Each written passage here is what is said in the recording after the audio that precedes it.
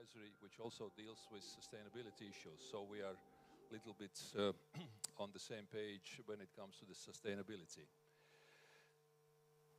This is an international conference on naturally sustainable. Speakers come from 8 countries, so it's a fairly broad part of the European Union represented here. The whole project is co-funded by the European Commission, Erasmus program, and has also 7 partners, which are mentioned here on the screen. The event is broadcasted also live on Facebook and YouTube, Riseba site. The target audience is basically there are 2 main target audiences: education sector, educators and students, and also business. Obviously also non-governmental organizations, sustainability experts, and other audiences as well. The biggest value of this project and also the conference is to discuss recommendations for how to educate different audiences when it comes to the sustainability. Cities, business, products, schools, and so on. Everybody, all of these sectors require a tailored approach how to educate, how to reach next stage, speaking on this sustainability. So education methods.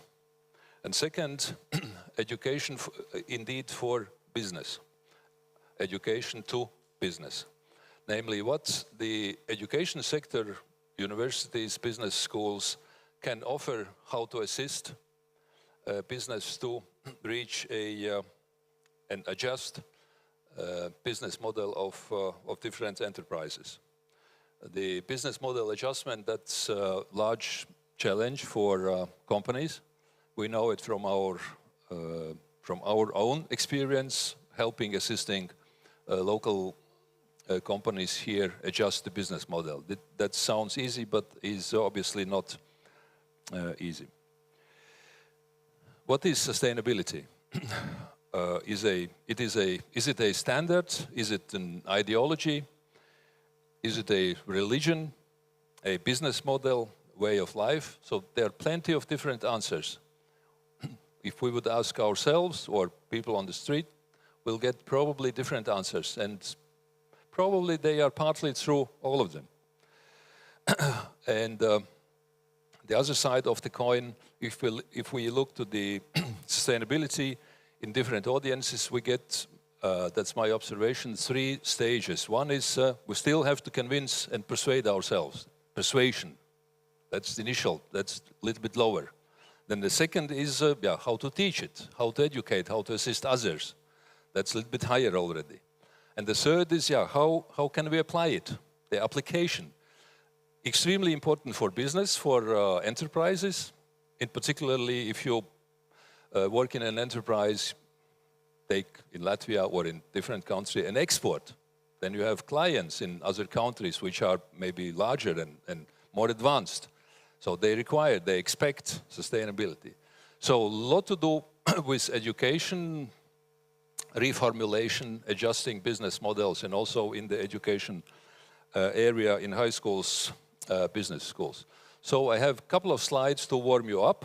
If I may please ask the presentation, I would, for warming up, bring several slides which come slowly through wires. Yeah, next is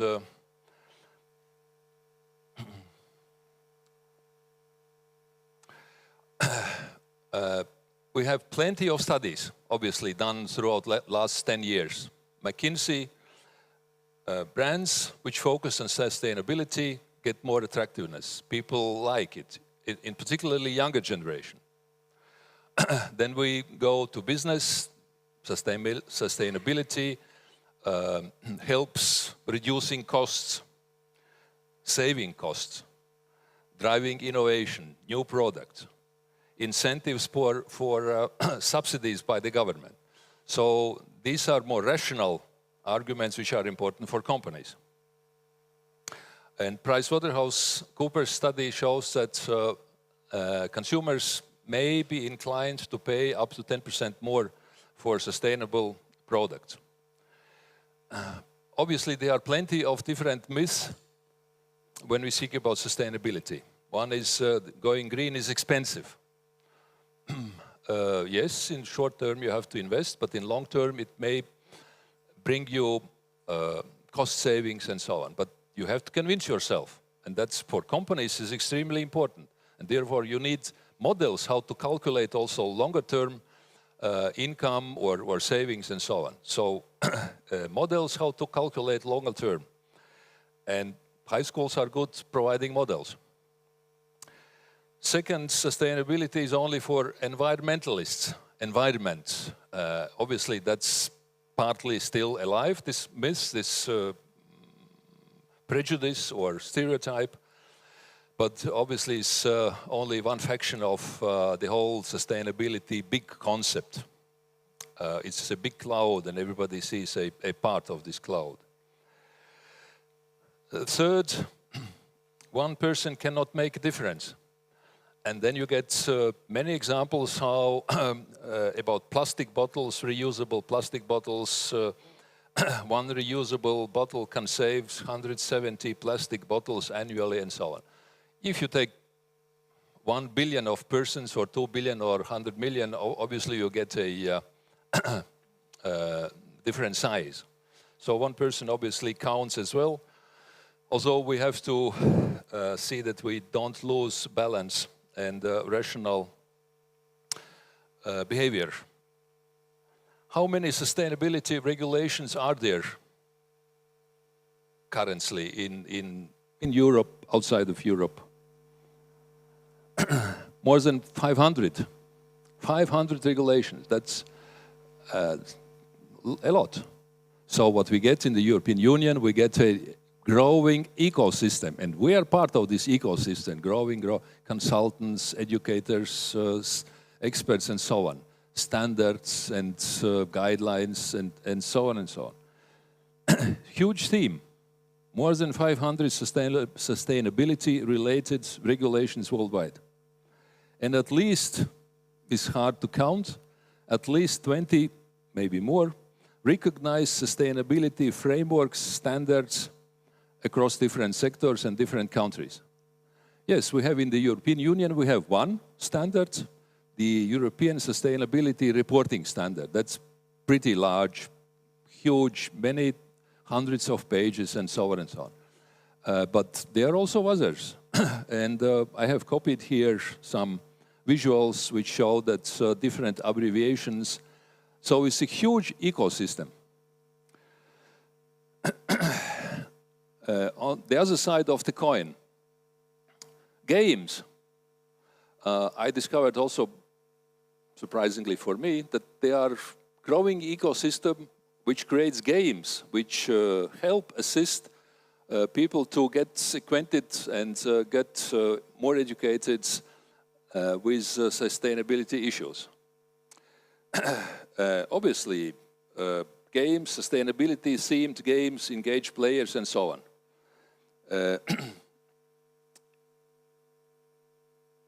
Digital age, digital games, for different audiences, differently applied games may help as instrument. So we have a lot of instruments. It comes back again to education methods, how we transfer this content to different targeted audiences. So these were my little bit warm-up slides. And with that, I will go over to the first part of our conference, which deals directly with the project Naturally Sustainable. We have a team of experts who have been working on this project. They come from 7 countries. International team of project partners, integrating sustainability in teaching and learning process. So we start with Christopher, and then we go to also to next speakers. Do we have a microphone?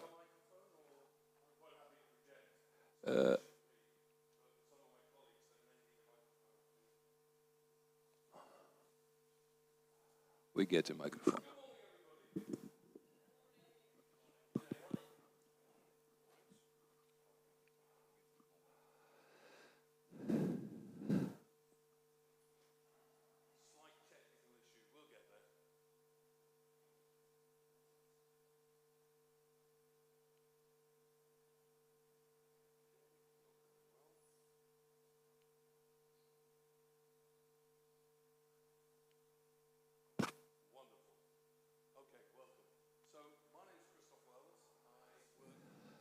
Erasmus program. Okay, everybody? I work in the Erasmus program as an Erasmus ambassador and an Erasmus expert. That doesn't mean I know a lot about sustainable development. That's one of the reasons why we did this project. So I ask you, why do we do the project? Why? Why do a project on sustainable development? Well, I'll tell you. Because it actually affects every single one of us. Me, you, your children, your friends, even your cats and dogs. It affects us all. And that's why the project's so important. So when Nelia Titova, Vice Rector of Riseba, mentioned that she was thinking of doing a project about sustainability, I said, count me in. Count me in. Nelia and other partners she contacted started doing some background research because we're not experts. We needed to learn.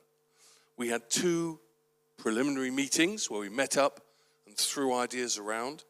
And eventually, we decided we'd submit an application. When you submit an application, some of you may have done this, I wouldn't say it's a game, but a little bit, because you never know if your application is going to be liked and approved. This particular project was with a score of 74 out of 100. So we got the opportunity to work all together for 3 years, and we've culminated in this particular session here. You're going to learn all about the project. There's a lot to like, a lot to learn, and we've had a lot of fun while we've been learning. I'd like to pass over now, if I can, to my colleague, Marja.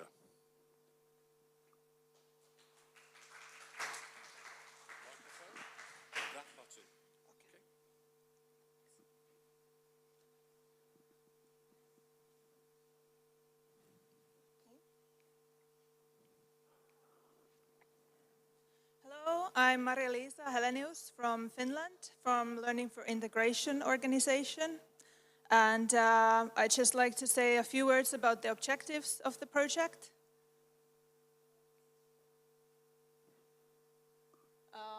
So here are the general objectives of the project.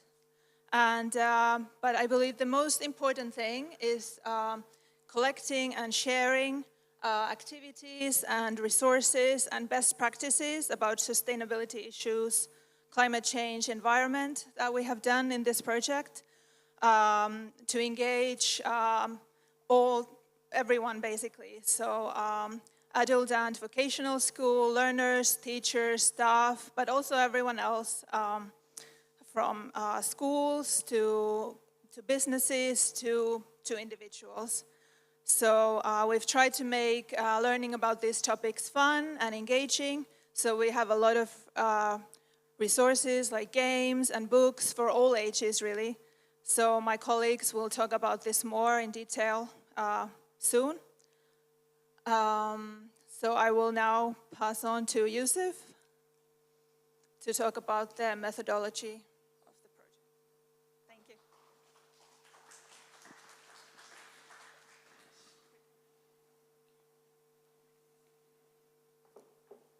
Good morning, everybody. I'm Yusuf Nitu from Acu Island, based in Dublin.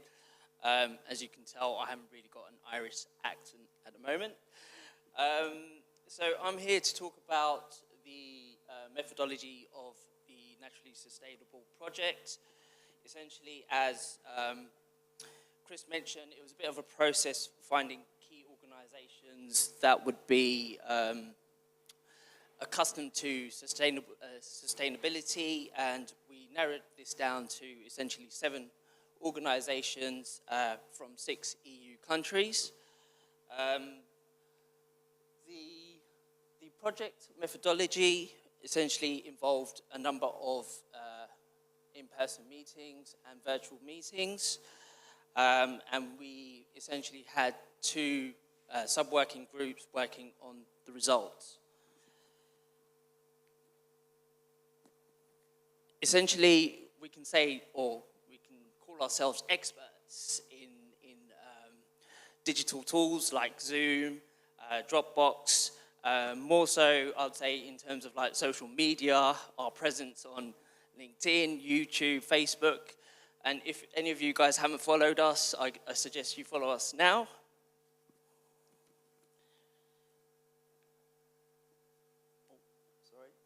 And lastly, in terms of the regular evaluation, we carried out a number of impactful results in terms of like measurable benefits for the groups, target groups, essentially. So now I'm going to hand over to my colleague Andrea, who's going to follow this up.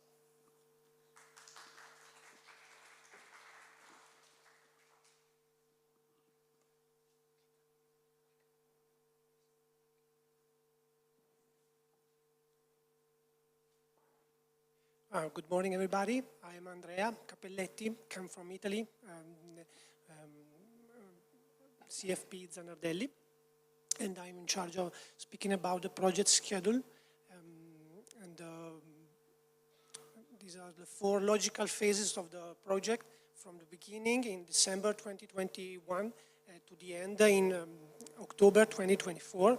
And these are logical phases in which the project is divided, and explain the whole life of the project. This is the Gantt chart of the project that explain all the working packages and the sub-working packages, and which is the partner who is in charge of the development of a singular working package, and when the activity is provided to is done. This is a closer look to the Gantt chart, where we can read the name of the working package and the sub-working package, and what is the partner in charge of the development. The project has 7 partners from 6 nations, and this is the responsibility of each partner, and how we divided the work between the partner. For example, CFP Zanardelli is in charge of the production of a newsletter, and obviously a part specific responsibility. All the partner collaborates with the all partner to reach every single deliverable. Now, let me introduce my colleague Laura from Latvia.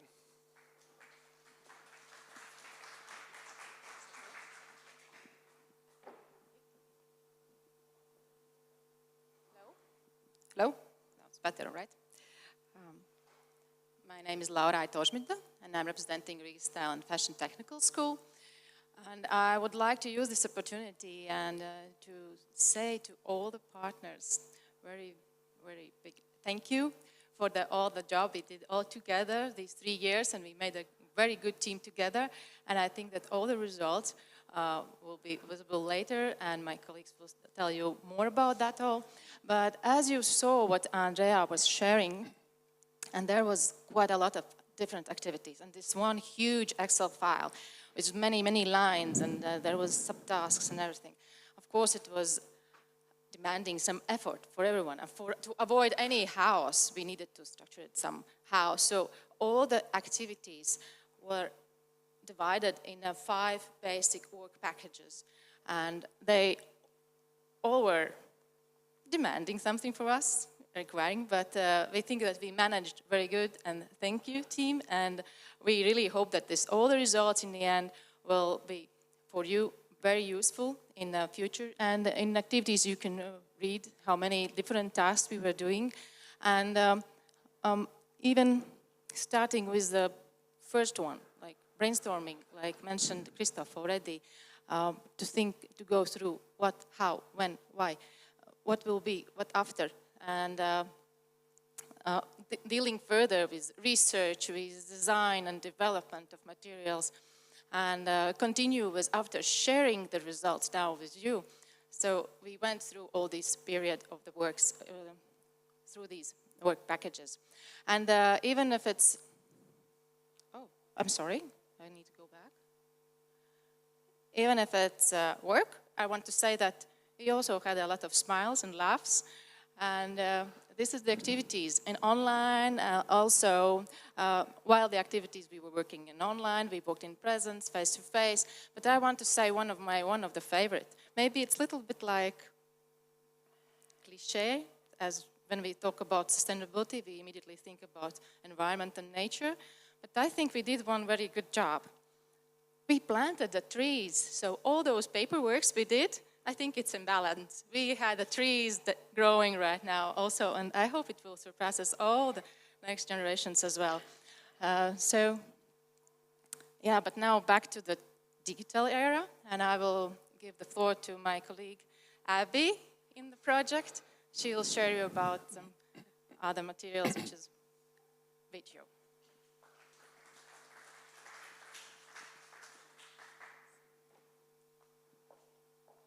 Hi everybody, so I'm Abby. I'm working for EPN Germany in this project. So I'm going to talk to you a little bit about the project results. So our project, we had 3 main results, and my colleague's going to tell you a little bit more information about them soon.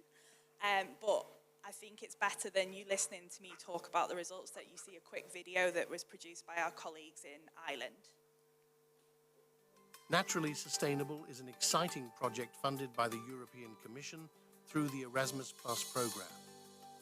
Launched 3 years ago in Dublin, our dedicated team of 7 partners, led by Risiba University, embarked on a mission to research and provide an overview of current practices that integrate sustainability into the system. We've not only gathered educational tools, but also conducted extensive research, held workshops, and built a robust IT platform equipped with calendars and assessment tools. The project has developed 2 main results. Result 1, Naturally Sustainable Training Program. Result 2, Online Learning Platform. The project has successfully achieved its strategic objectives. We have effectively motivated and empowered individuals through novel training and engagement opportunities within the realm of sustainability. Our efforts have resulted in the provision of innovative solutions, teaching methodologies, and research practices tailored to various target groups, including staff, teachers, and learners in vocational and adult education.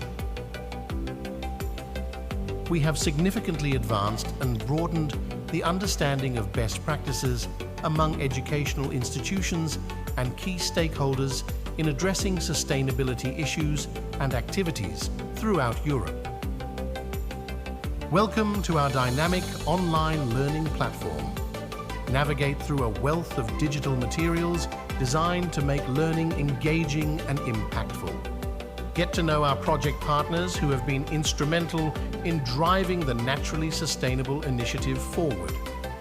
Games dive into our curated selection of games and simulations aimed at engaging groups and individuals in various sustainability activities. Education. Gain access to our comprehensive trainer guide, explore insights from our analysis of online learning platforms, and delve deeper into understanding the Sustainable Development Goals through workshop presentations crafted by our project partners. Assessment. Access in-depth analyses of tools and criteria to magnify impact, calendar and engagement. Explore numerous opportunities for celebration and organisation of charitable and impactful activities throughout the year. Utilise this section to plan your sustainability initiatives year-round. From producing educational resources to developing an innovative online platform, our impact is undeniable. 5 transnational project meetings have facilitated global collaboration, while 1 staff training has empowered our team. Evaluating sustainability initiatives is crucial, yet resource-intensive. Our team offers a fast track for schools and organizations, providing in-depth analysis and criteria to amplify the impact of sustainability projects. Empower your educational journey with resources freely accessible in 6 languages, ensuring a seamless and effective learning experience. Thank you for embarking on this journey towards a naturally sustainable future. Explore our online platform, delve into our training materials, and together, let's continue shaping a better world through. So yeah, thank you very much, Aku, for creating the video. video. So, yeah, like the video said, you can access all our materials on our social media, and you can take a look at the platform as well. So I'm going to pass over to Valters now, who's going to talk to us about Result 1.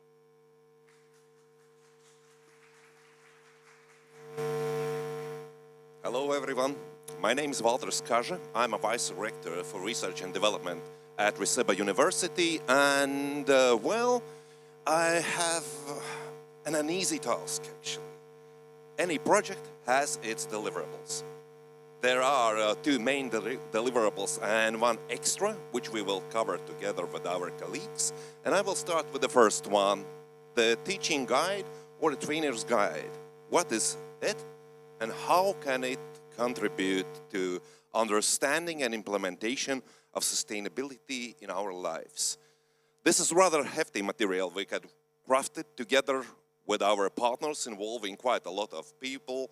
And particularly, I would love to thank Nelia, Ante, Ivars, Valerie, and other colleagues who had invested well, days and nights burning candles to craft 130 pages plus of material, which is now published not just in English, but also translated to national languages for the project participants, so that educators, businesses, and anybody who's interested in sustainability issues can get a hands-on toolset to deploy in their lives. So, the teaching guide is constituted by 4 major sections.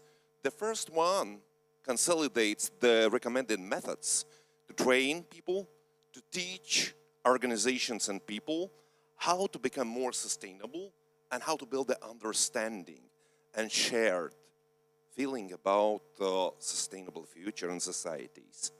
The second part lists workshops with methodologies how to conduct them and well, drive this understanding into the application across the organizations. And if there are workshops, if there are methods deployed, we need also tools to assess, evaluate the results, the outcomes, the change which we embrace. And finally, well, there are things that can assist us to make everyday life just more fun and engaging. So a collection of digital tools which would help anybody to explore sustainability. So in this first chapter, we have particularly focused on the methods which are engaging. It's all about interaction. It's about sharing, it's about enriching each other. So as you might see on the screen now, we have particularly focused our efforts on storytelling, role play, interactive workshops, and gamification of sustainability. Sometimes it seems that the concept of sustainability is too complex, too wide, and well, our students would be afraid to immerse it. We are collecting the methods, we are sharing these methods and tools with the society and educators so that the learning process becomes more attractive to our students and to businesses who are interested in sustainability. As a part of that, there are 17 workshops, recommended interactive workshops with the whole content and outlines, how to guide them. And this output of the teaching guide is not just a tool for educators, but it can be implemented in the daily training activities of each and every organization, be this business, NGO, or any other entity in the market. This is also supported by the methodology and criteria which can be deployed to assess and evaluate our organizations and their route towards the sustainability. So which tools can help you, how to deploy them, and how to set up a meaningful and actionable plan for our organizations on their way into sustainability. And last but not least, we have a lot of tools collected. So if you go online, our learning platform, which will be covered as the next result, you will find a lot of them. There is a list of recommended movies, list of recommended books. There are mobile apps, games, some particular simulations which can be deployed also for corporate trainings or during the education process at formal education institutions and in vocational training, so in lifelong learning, as well as access to a lot of communication guides and platforms. Well, it probably would be hard for me to cover the whole extent of that, but therefore I'm happy to share this link, which leads you to the teaching guide in English, and look for more on our platforms, particularly on the website naturallysustainable.global, where you can find the materials also on other languages. But now I'm handing over to Laura to tell about the result number 2.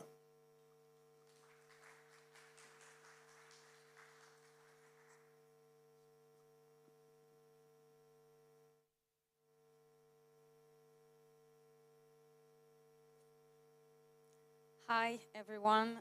I'm Laura, European Project Coordinator from Africa, and I will be presenting the Result 2 online platform and SDG workshop.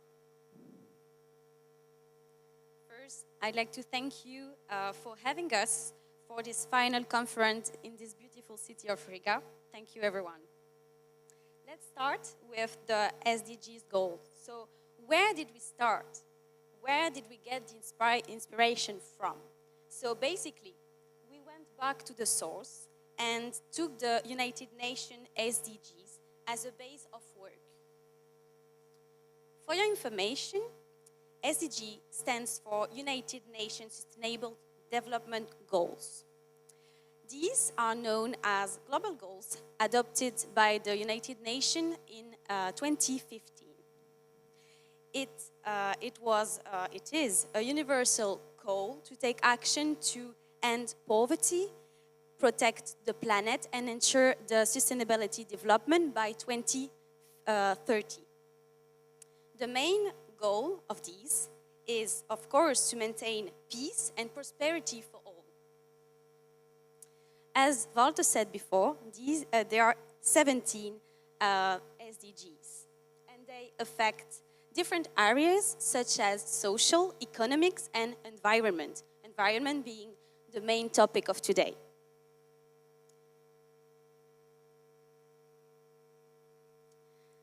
The Result 2 is about the platform. It is an online platform that will provide a learning space to be used by organizations, individuals in Europe, and that will ensure the sustainability of our project Naturally Sustainable. It will address adult educators, organizations, and other active bodies in the sustainability field and in the scope of the vet and adult education. This online platform is actually the showcase of our intellectual inputs. You will find in this platform comparative studies, the trainer's guide, workshop, and online resources such as webinar and links.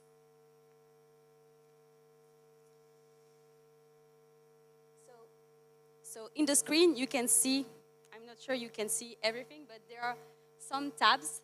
The first one being project and partners. So here you will find all information about all the partners that have been involved in the project, 7 of them, and the objectives of the project. All the things that are in the platform are directly linked to the teaching guide that has been presented just before Balvarter. So if you see similarities, it's just normal. So, and after that, you have the games, which is my favorite tab, I would say, because it is a selection of the best games and simulation to engage to sustainability activities. We know that when it's fun, it's better. So thanks to this, you will have the opportunity to train and also to earn in a funny way, in a digital way. Then you have the education part, which is online learning and communication. There you will find the trainer's guide.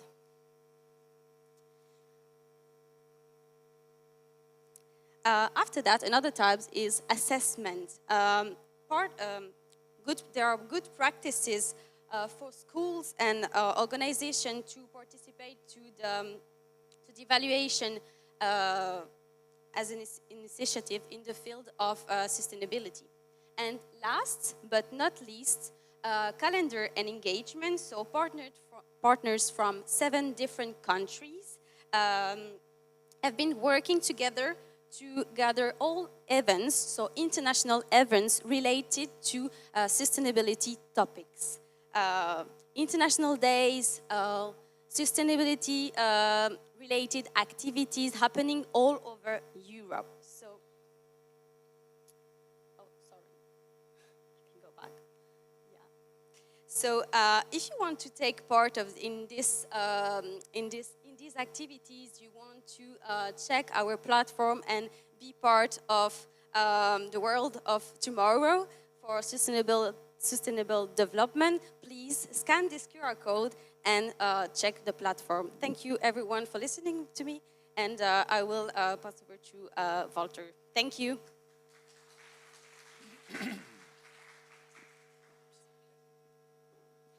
Okay, I'm back on stage, and what I'm going to cover is another result. While we said we have 2 of them, there are 2 major results: online platform and the teaching guide.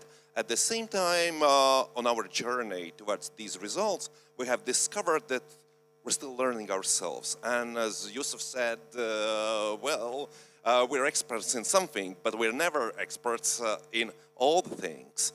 So we decided that we need also to prepare an action plan which would share our knowledge with others and also help us to structure our thinking. So this action plan is actually a report. Well, but reports are boring. They are made not to be read, usually. And, while embracing the digital transformation, we have decided that we need to make this report more engaging. And this report is also transformed into video, which is available online for you on YouTube platform and on our social networks. I'll share the link in a minute, and that video is somewhat, unusual. It's AI-generated video where we are delivering our report. So I believe that would be an interesting experience for you to learn what we have learned. And apparently we have learned several things. First of all, we have learned what is sustainability itself, and we have coined the concept of green office. So in this report, we will explain the concept of green office and how to integrate sustainability in each aspect of your business. So this is not just about having green plants around us. This is also about looking into sustainable procurement, sustainable office maintenance, sustainable development of our human capital, which we will cover in a while. And we discovered that there are more things to explore and learn for ourselves. That led us also to the second chapter of this report, where we particularly immerse into green campus. So a green approach to educating people and running educational institutions. There are specifics for that, but being green at our campuses help us to build sustainable and greener human capital for the future. That's our strong belief, and we're happy to share it. And last but not least, there are a lot of recommendations, particularly related to the digital age, how we can explore the sustainability looking into the future when our societies will be increasingly digital, driven by technologies, changed by AI. And some of these outputs are also available on this link to video, which, itself attempts to deploy that insight into the future. How can we teach people? How can we share our knowledge using novel ways? So this is the third and the last output of our project.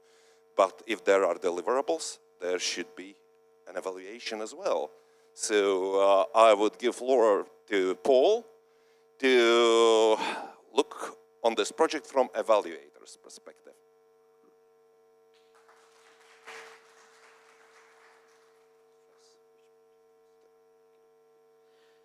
Thank you, Valters. Excellent. Good morning, everybody.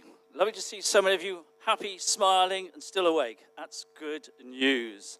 Now, my name is Paul Reynolds, and it's been a pleasure to have been the expert evaluator on this project. And also, it's really wonderful to be with you here today.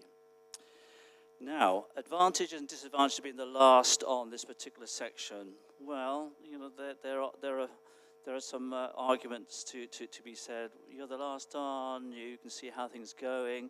The others, it's called the graveyard slot in the UK. And what that basically means, you're just hoping people are still listening. But you all are, so that's good news.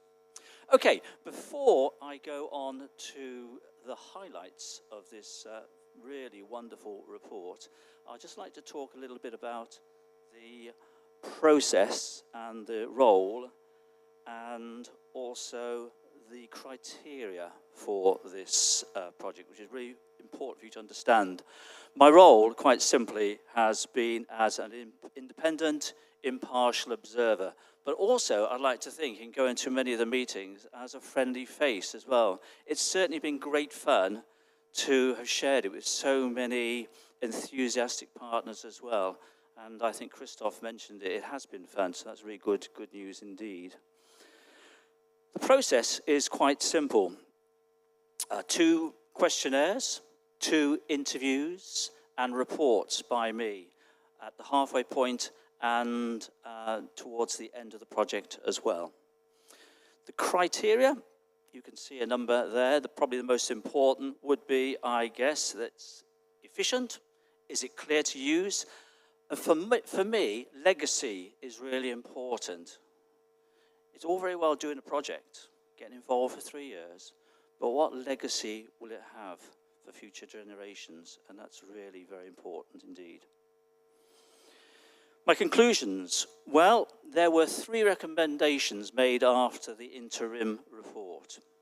It was quite difficult in a way because halfway through the project, one of our partners left. And just after halfway, the project coordinator left as well. And I would like to, at this point to thank Nelia for all her very hard work in producing results of the highest quality with her team. But also a huge thank you to Anna and also Valters in particular for stepping into the breach in such a highly professional way, for all the hard work that they did on the administration, and you will see that's come to fruition with a very successful project, as you will see in a minute. So it's generally gone very smoothly indeed. I think the partners have really enjoyed it. It hasn't been easy, as I said, when the Belgian partners withdrew, but that showed great teamwork on the behalf of everybody because everybody pulled together. They knew they wanted to make it a success because it's such a fundamental part of our lives, the project. The strengths, right. Well, the results, as I said earlier, very high quality indeed. Partners have gelled together very, very well indeed. And as a member of the older generation, it's been a delight to work with some very young, enthusiastic people. That's so important in any project, I think. A good blend of young and old. So well done to all those project partners. Conclusions. We mentioned the challenges, didn't we? It's never easy when partners are withdrawn halfway through. But once again, people have come to the fore with all their hard work and a determination to make this succeed. There were certain conclusions with regards to, at one point, a lack of clear targets at one point, and communication. But as I said, this improved greatly in the second half of the project. So that's to everybody's benefit. Okay, things. What have we learned since the beginning of the project? That's so important, isn't it? On any project, it's all very well doing a project. But what can we learn from it? Well, this idea of teamwork, and also use of digital tools as well. This idea of a multinational team. When you get partners from 7 different countries together, you know, there are going to be cultural differences. There are differences in the way we approach things. But we've learned so much from each other, so well done. I hope we all walk away from this project having learned something from each other. The benefits. Well, a great thoughtful and productive exchange of ideas, which will enhance future facilitation of international mobility. As I mentioned earlier, the results are certainly of a very high quality indeed. Just remains me to thank you all for listening very carefully, and thank you to everybody organising this project. But a huge thank you to my colleagues as we come to the end of our project. It's been a great fun 3 years, 4 years, Ulrike told me, actually 4 years in the making, because I think we started with the preparation meetings way back in Athens and Riga. So thank you very much indeed.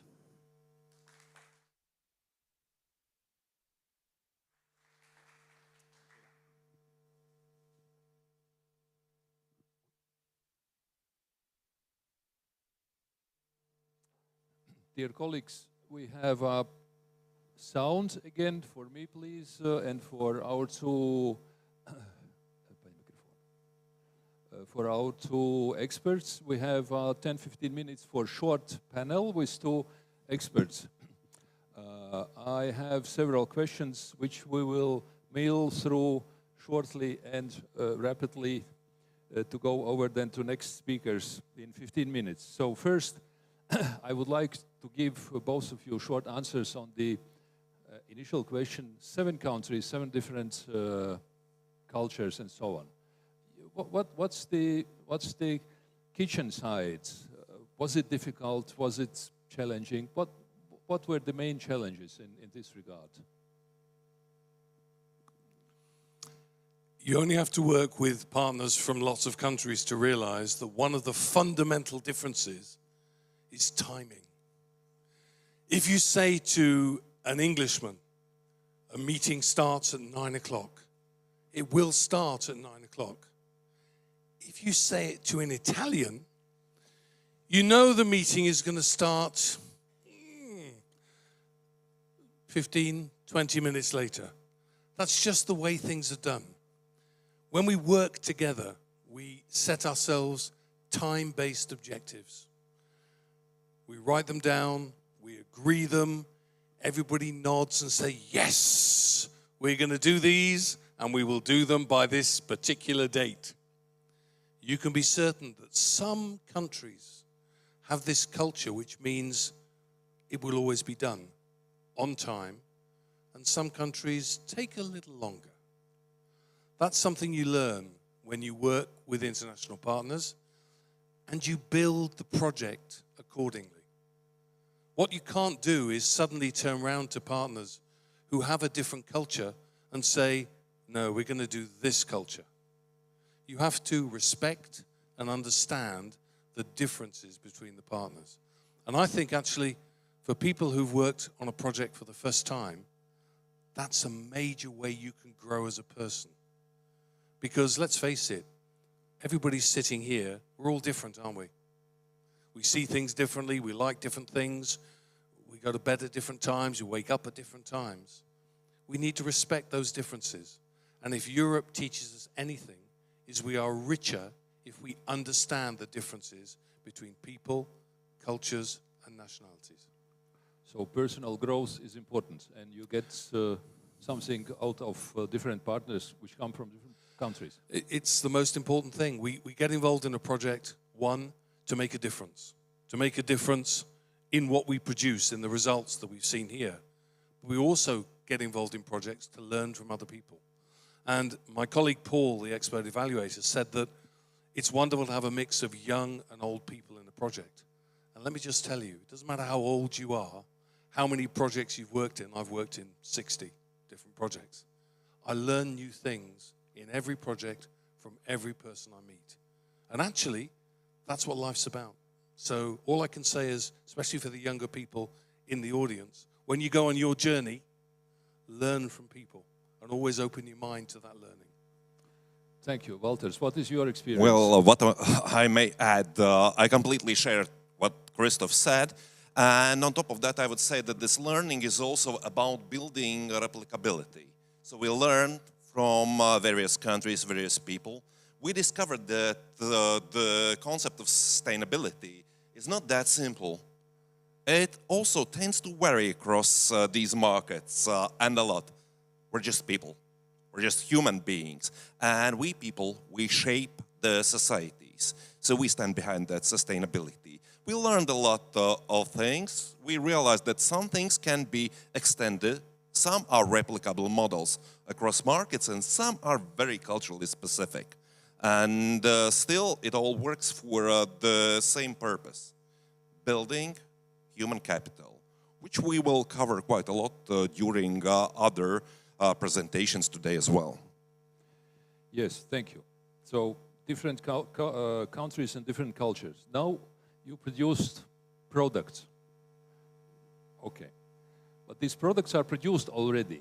But we agree with a basic truth that sustainability is developing. Sorry for trivialities. So your products, do they need to be adjusted tomorrow, after tomorrow? Adjustment. And how would you do it? And then also evaluating this adjustment. Walters, maybe you start and then Okay. Christoph. Well, indeed, I would agree absolutely that there's no such thing as a point in time where sustainability is fixed, it ends, or whatever. We are building it. And, well, that was one of the reasons why we did the third result of this project, looking into the future. So, as the 35th President of the United States, John Kennedy, has said, for those who live just for today or looking into the past, I would say you certainly will miss the future. We're not willing to miss the future. Therefore, we have created the recommendations for further research. We have created recommendations for businesses to look in developing their routines for a better, more sustainable development. And I'm pretty much sure that those will be implemented in new projects and in our everyday lives. Christoph? The Erasmus Plus program is a program, well, it's the #1 program of the European Union. They've invested 26 billion euros in the program over a period of 7 years from 2021 to 2027. It's huge. It gives every European citizen the chance to go on mobilities and learn. But what this sustainable development project does is say, go on your mobilities, experience life to the fullest, but always keep in mind that you need to reduce your carbon footprint. So how can you do that on a day-to-day basis? Well, you make a choice. Do I bring my car if I've got a journey of 3 kilometers, or do I walk? Do I bring my own cup instead of using paper cups? Everybody laughs at me because I go everywhere with my little espresso cup. It's a very small contribution, but I'm probably having a lot more cups of coffee than I should, but probably 4 or 5 a day.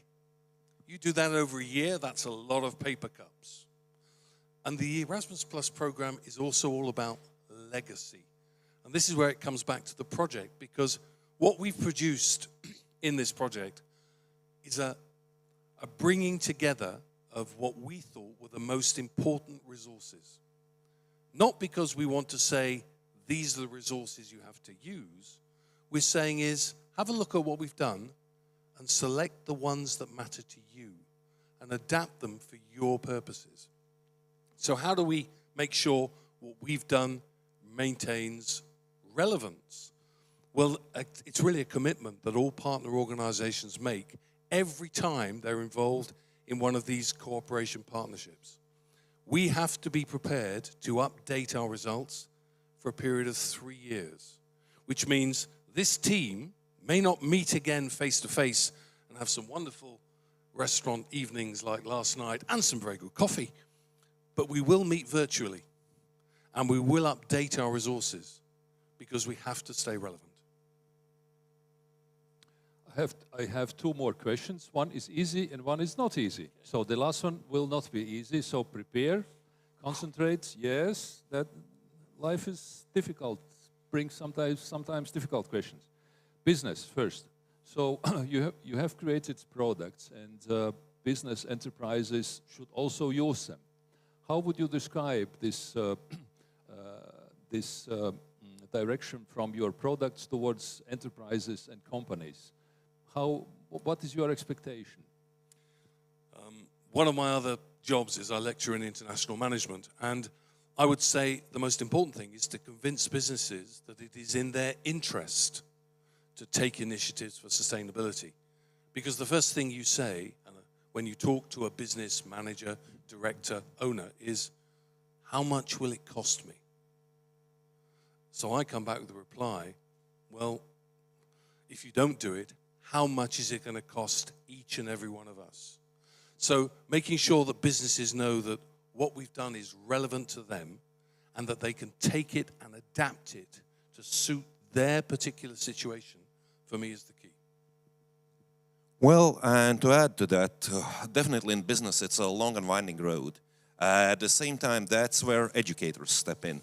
This is not just about the formal education, that's about vocational and lifelong learning. So if we have those tools, if these tools are updated, which we are committed to, well, the educators are well equipped to help businesses in this road. Thank you. Here come the difficult questions. Yes, the most simple one comes as the last and is likely to be the most difficult. Sustainability. Yeah, we all use this term and this notion, sustainability, almost daily. How would you anticipate this term to develop? How sustainability will be developing? Okay, that's the easiest question, you know? Well, when the famous jazz musician Louis Armstrong was asked by a journalist what jazz is, he extended a reply, well, if you ask, you will never know. So, and we believe that Louis Armstrong was an expert in jazz. Well, we are just becoming experts on sustainability issues. What the future will bring, definitely, I'm pretty much sure just about one thing.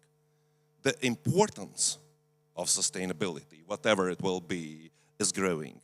And societies are changing. We are recognizing what it means to save a couple of trees a year like Chris does, or Anna and me when going for a meeting abroad on the project. We deliberately were choosing electric vehicles over internal combustion.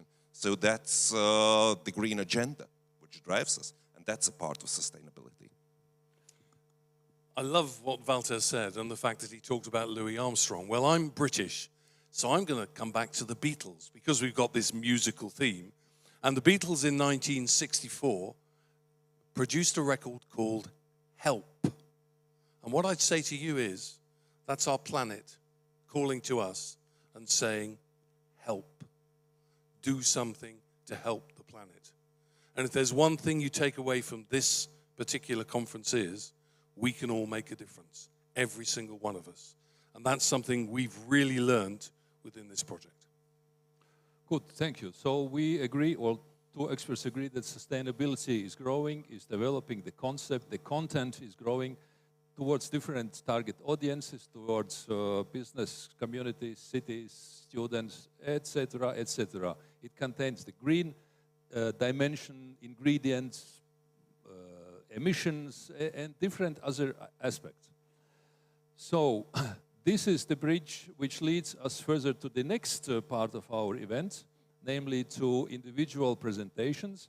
And we will start with Walter Skarže, who will address the invisibles, who are these excluded social groups and how can they be reintegrated into the labor market? Walter, please. Okay, it's still my turn to be boring here, but I promise that's my last speech today. So, invisibles. Who are the invisibles and can people be invisible? Well, unless we're into science fiction, I would say that this is something that relates to building sustainable societies, because there are a lot of people who are not visible to official statistics, who are not visible to us. So who are the invisibles? These are individuals or social groups that are somewhat in need of support. They are calling for help, like Restov said, but unfortunately they are not being heard because of a simple reason. For some of the aspects which are not captured in the official statistics, they are somehow missing that social net, support by public administration, support by other people is somewhere else. It's dedicated to people who are visible through official statistics. Can we learn how to see those people beyond the official statistics? Well, statistics has a limit. First of all, they usually deal with a single dimension, with narrow social demographic indicators which almost never overlap.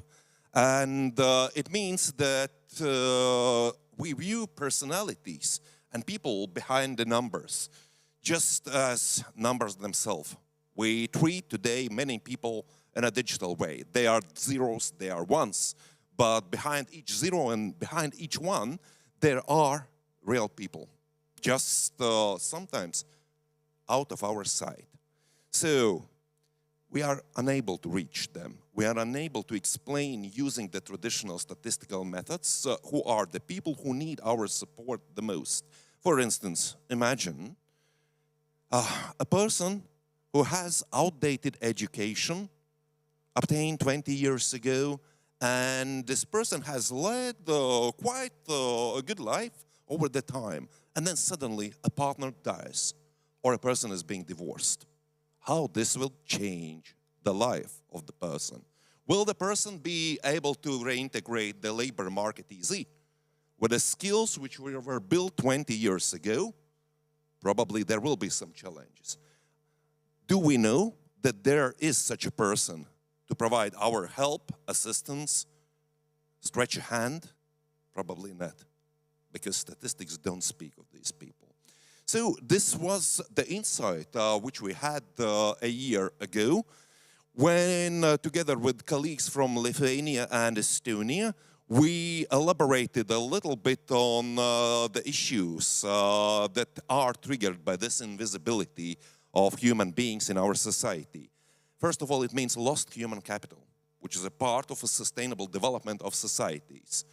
Well, sometimes social costs associated with these people to fix their problems when it's already too late to help them not to run into these problems are high. And social policies are sometimes developed in an appropriate or inefficient way. They are not supporting the people who probably would need this support. So we decided that we need to identify and explain these social groups and provide our recommendations to public administration so that the help gets to the right people. How did we achieve that? First of all, we set the objective to understand who those invisibles are and what kind of solutions or simple actions can be taken to help them. So instead, for instance, of just offering the opportunity for lifelong learning to everybody and using the European funds to finance this education, we do not help people who need it the most. Because the ones who choose those education programs are already the ones who are the best educated, so best suited to labor market. They are just upscaling. And those people who do not know that they need to learn something and what exactly they are out of this net. So changing the paradigm, instead of thinking statistics, we think people. And we created a unique methodology, which included a survey tool with over 90 parameters. There were questions that were related to the potential invisibles themselves, and more questions than these related to understanding what causes this invisibility and how to tackle with it. So, as you might see, there were questions related to their behaviors, their financial literacy, their attitudes towards certain things in our society. So this methodology was deployed on a large research base, doing a quantitative research across 3 Baltic markets with nationally representative sample. And this data was shared with NGOs, with policymakers, by the project team, which was constituted by credible research companies, as well as the leading universities, Riseba University in Latvia, Vytautas Magnus University from Lithuania, and Taltech from Estonia, with the support of private financing funds from IPF Digital, a financial corporation which is investing their efforts in growing financial literacy. We were able to use an innovative approach which combined the information about the availability of resources to our population, their mindset, and the demographic descriptors for that. As a result, we combined the motivation and ability of people to change their lives with the situation where they are today. There are individuals that can change, that would love to change their lives, and the help would be needed to do that. And there are some who would get help, but probably would not change. So this methodology led us to quite, terrific and unfortunately, not in the best sense of this word, discovery that there are over 950,000 people in the Baltics that can be described as invisibles, at least by 2 parameters we have identified. And the highest share of the invisibles, apparently, across the Baltic states is in Latvia, which means that we haven't done something by ourselves to invest in sustainable societies and drive the change in the right direction by providing support to people. And we need first to learn who these people are. So we identified in total 14 partially overlapping groups with 3 common factors of invisibility. Grouping those people in those 3 groups with the factors related to that, the factors are pretty much evident and some are not that evident. Like the group which is called economic strivers. There are 5 subgroups under this. They share the invisibility factor, which is related to their income not being sufficient to help them to live the lives as they would love to and as they deserve as members of our society. Among those people, there are some who really have low income, like being economically disadvantaged. But there are also people who possess certain behavioral elements that are not visible to statistics, like, for example, single earner families, income-strapped renters, people who do not possess their own private property. They live for free or they attempt to rent. They usually have debt for their utilities and so on. Low-income divorcees, low-income service personnel, people who had dedicated their efforts to our society by working in police or being in National Defense Force. Now they are retired. Are they suited to reintegrate in their lives again in the society to a wider extent? And again, statistics do not capture them. Retrogrades, the most interesting group actually. These are people whose education, including the vocational education, is pretty much outdated. And they share a couple of the factors, as each of these groups have at least two invisibility factors. A combination of low education with outdated professions which were demanded in the past but are not demanded today and will not probably be demanded in future is the key issue behind that. Some of the people are deployed in social services. So these are not just social helpers. These are people whom we sometimes do not notice, who work for the environment care, who work in different support functions in industries which we consider to be just public services. Some disabled people, okay, if those disabled people are not working, they are captured in statistics. But if you're still working, if you're still a part of economic environment which facilitates somewhat your income is low, but it's not falling under the threshold, you're out of statistics. So these groups are quite interesting and they need our support. And last but not least, there are people who are financially excluded not just because they earn little, but they have low financial literacy. So they do not know how to optimize their household budgets. They do not know how to, well, manage earning more. So these are combinations of factors which describe behaviors and statistics. It extends the statistics into the human aspect of that.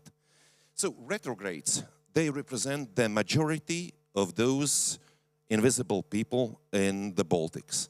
And what can we do to help them to become visible again? So first of all, this is up to us educators to build a sustainable human capital for the future.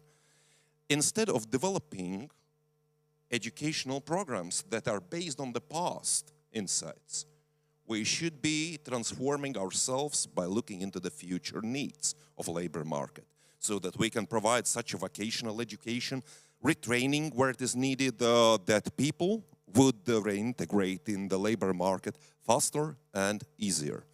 Imagine, what are we doing, educators? We're looking at the market as it is today. The labor market demand today is pretty much related to the skills and knowledge which was built 5-10 years ago. And then we make our qualified assumptions about what kind of education programs would be required. We spend a year on developing educational programs and licensing it. Then we start to teach our students. In 3 to 5 years, they are finally out in a labor market.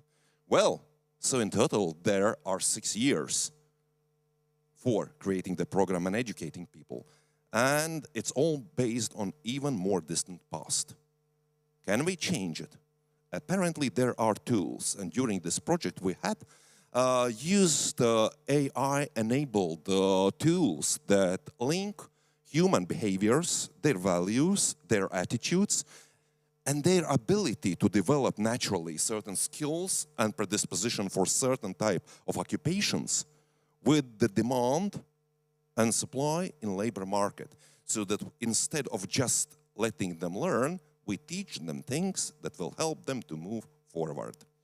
And I believe this is where educators invest their efforts to make the world better, make societies more sustainable. And it has pretty much a close link to the project which we introduced to you recently. As some closing remarks on that, we did it in the Baltics. We shared our insights with policymakers, with NGOs. NGOs particularly highly appreciated the output of the project. And it was our first step to deploy novel technologies in research and AI-enabled human behavior analysis to develop something that might work for societies. The next step is already underway. We are currently running a new research using this methodology. Guess where? In Mexico. So completely a different social and cultural environment from the Baltics. We have adopted the tools, and we see that apparently people are not that difficult. Here and over there across the ocean, we still share the same issues, the same problems, same challenges. And sometimes we are invisible, be this here in the Baltics, or be this over there in Mexico, just because, well, if you say numbers don't lie, they do. They do it often. And statistics sometimes tend to be the biggest lies. I will not credit the authors for that, but from the perspective of adding an understanding of human beings and the demands of the future societies, we can become better. That's my true belief. Thank you.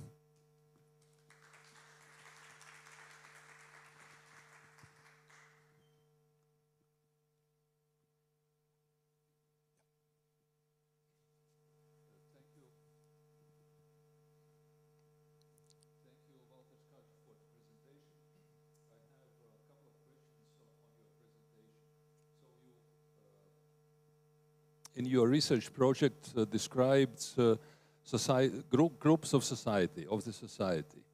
They need assistance, which leads us to the question, how the government can help. We as co-citizens obviously also can help, but that's probably a minor thing. Most likely we look to governmental specific actions towards this one or the second or the third group. What would you describe the potentially needed governmental actions? Well, first of all, we need a change of paradigms. Why? We usually tend, from the public perspective, dedicate some resources to feed people. This is dealing with with the result. Instead of that, we should be dealing with causes. So we need to learn not just feed people, but teach them how to earn for their living, how to earn for their cake. And that's the difference. That's the difference where educators, public administration, and NGOs should be working jointly. First of all, that's changing the educational programs to provide the future skills. Second, many of those people need, first of all, the assistance which is not monetary. That's a psychological support. That's certain training for financial literacy, which all can be done with the assistance, again, of educators and NGOs. Just the funds should be allocated properly, instead of building huge programs to tackle, the issues that are already delayed too much. We should be tackling the root cause of that. And again, technologies help that. We can build online platforms for training, for psychological support, for testing people before they start to learn something. Yes, that leads me to the next two questions before we go to the next speaker. The first question is education indeed, lifelong learning. That's a infrastructure in all countries, also in Latvia, we have an infrastructure of educational institutions which provide lifelong learning. How ready is this infrastructure, these educational institutions in our country, maybe also in Estonia, Lithuania, because you covered also neighboring countries, with ready to do this new task for new era, so to say, help assist these persons from these invisible groups to get more uplifted?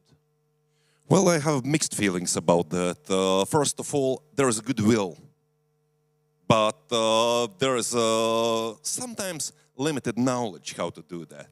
If I refer to the long time span from the assessing labor market to building programs for future, this is what needs to be shortened. And that's where probably those educators who have technologies and experience in building sustainable solutions, we're happy to share, we're happy to support and mentor other educators to become better with developing future human capital.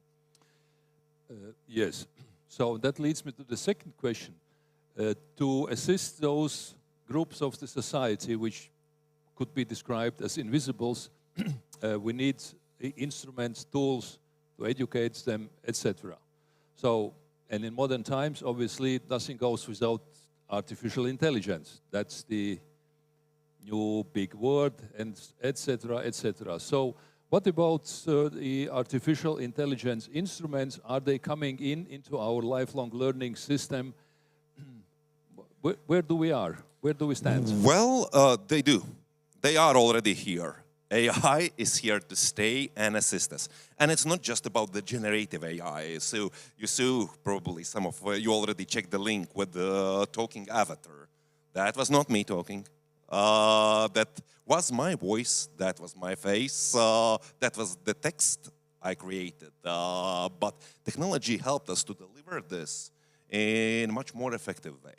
This is one thing. Another thing, if we move beyond the generative AI, the technology which was deployed for the research project, Motival technology, it was created in a life period for over 20 years. And its key premise is we can measure human values using image-based tests in less than 5 minutes to understand what are the skill sets this person is likely to develop better, so that we do not teach a bird to be a better swimmer, but we teach a bird to be a better flyer. We're giving the right tools to the right people based on their motivation. Yes, so artificial intelligence helps not only kind of IT programmers, but also could be applied and should be applied to persons from specific low-educated groups of the society. So it's widely applicable. So we have a lot to do. And the term sustainability includes obviously also artificial intelligence and a lot to do. So also for the younger generation is good future, a lot to do.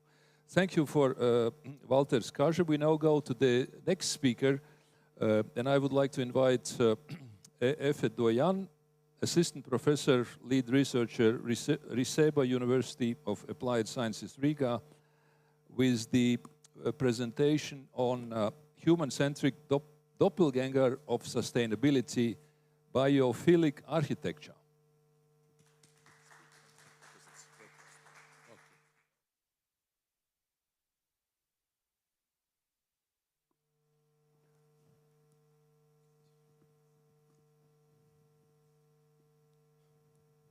So, good morning. The climate crisis is undeniably one of the most pressing concerns of our time. And in the past decade, sustainability has emerged as a central concern in architecture, a profession that prides itself on social responsibility. So the conversation around sustainable architecture typically focuses on creating buildings with longer life cycles, reducing energy use, and minimizing the carbon footprint of the built environment. We are well aware that buildings are responsible for a significant share of global carbon emissions, and architectural efforts are increasingly aimed at minimizing resource use and creating environmentally friendly structures. In a sense, the goal is to achieve technical perfection in sustainability. While the long term of saving the planet and securing humanity's future is critical, it can feel abstract and distant. The notion of averting a future environmental catastrophe often fails to impact present decision-making. The end goal, while noble, can seem too technical and far removed from our day-to-day realities. As a result, it's easy for individuals, even for professionals, to procrastinate and putting off the necessary actions. So we need a more accessible, human-centric approach in architecture, one that translates climate sensitivity into physical spaces. But how can we center the experience of the inhabitant of the person who lives in a space? And how can architecture not only performs sustainably, but also enhances the human experience?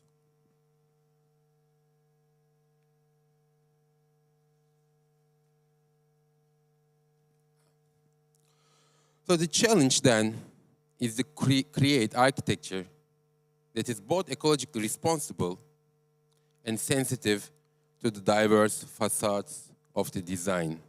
So returning to the ideas of Vitruvius, who wrote the oldest architecture book that we have today, an architect lived in Roman times.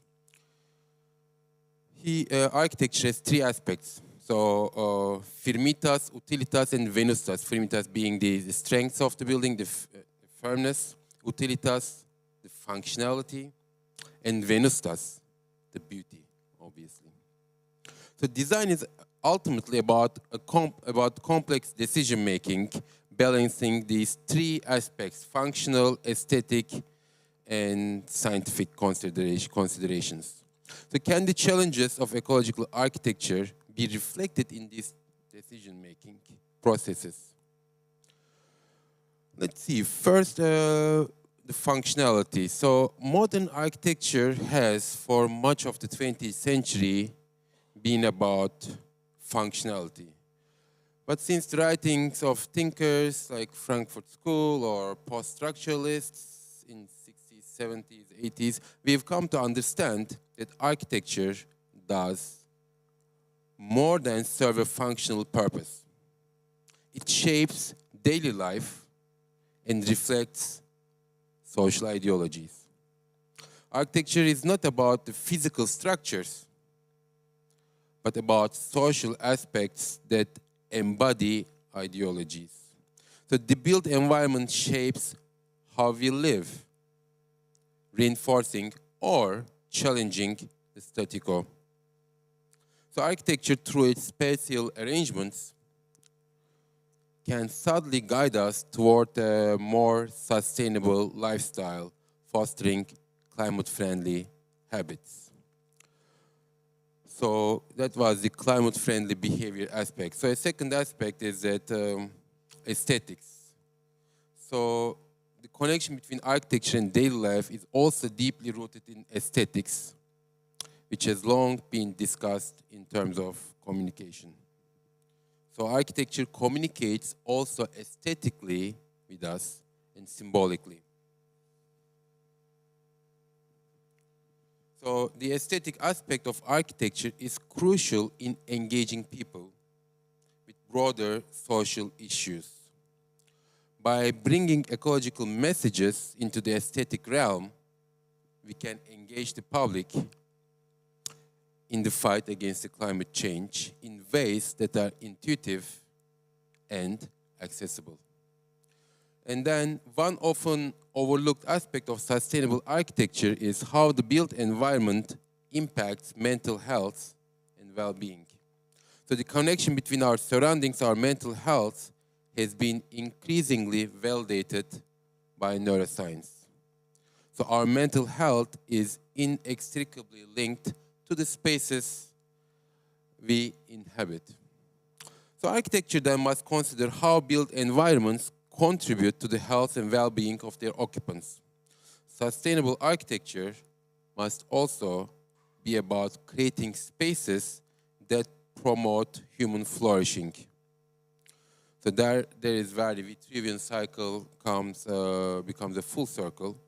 Scientific health benefits, functional arrangements, and aesthetic messaging work together to create environments that support both the health of the planet and the well-being of its inhabitants.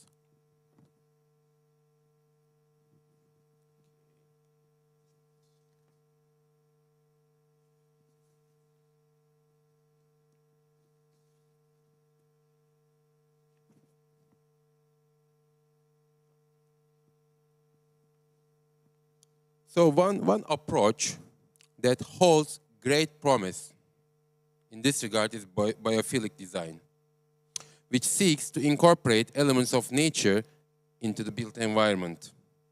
So many contemporary buildings lack adequate natural light, ventilation, vegetation, and other elements that foster an emotional connection with nature. These spaces can feel sterile and alienating, right? So that's how we experience in our daily lives sometimes. So it can feel like a cage in a zoo, and they might do more harm than good to the human spirit. So the term biophilia was coined by the social psychologist Erich Fromm in the 1960s to describe the love of life, a fundamental human tendency to seek connection with other living things. The biologist Edward Wilson further developed the concept, arguing that humans are genetically coded to be drawn to nature, an affinity that has evolutionary roots. It's basically a scientific theory that explains why you feel good when you sit on the beach and looking towards the sea. It might seem very, very simple and straightforward, but when you try to explain even the simplest experience, you might need a deep-rooted theory. So in his 1984 book, Biophilia, put the photo here, so Wilson proposed that our connection to the natural world is essential to our humanity, and that it binds us to other species in ways that are deeply meaningful. Over the past few decades, architects and designers have increasingly recognized the value of biophilic design, integrating nature into buildings. So researchers have found out that natural elements in built environments can improve mental health, reduce stress, increase productivity, and enhance creativity. So the benefits of biophilic design are neuroscientifically very well documented, and its principles are now being incorporated into the architectural standards, which promote health and well-being alongside sustainability.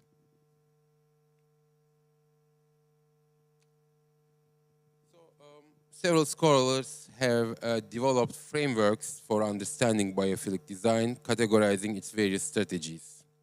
So, the main three strategies are incorporating nature into the building, creating a direct experience to nature. And then you can be inspired by nature, create an indirect experience of nature. And the third strategy, third theme, is an embodied experience of space and place using our mechanisms of perception to create a biophilic effect.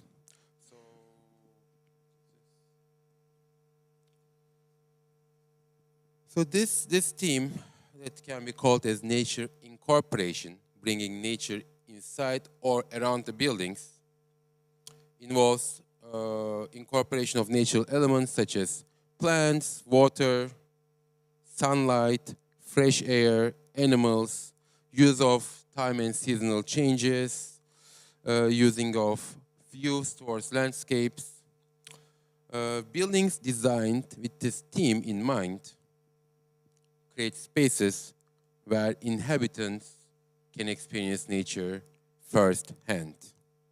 So there are like several examples in the history of architecture, and some of them has been designed and built long before the term biophilia was introduced.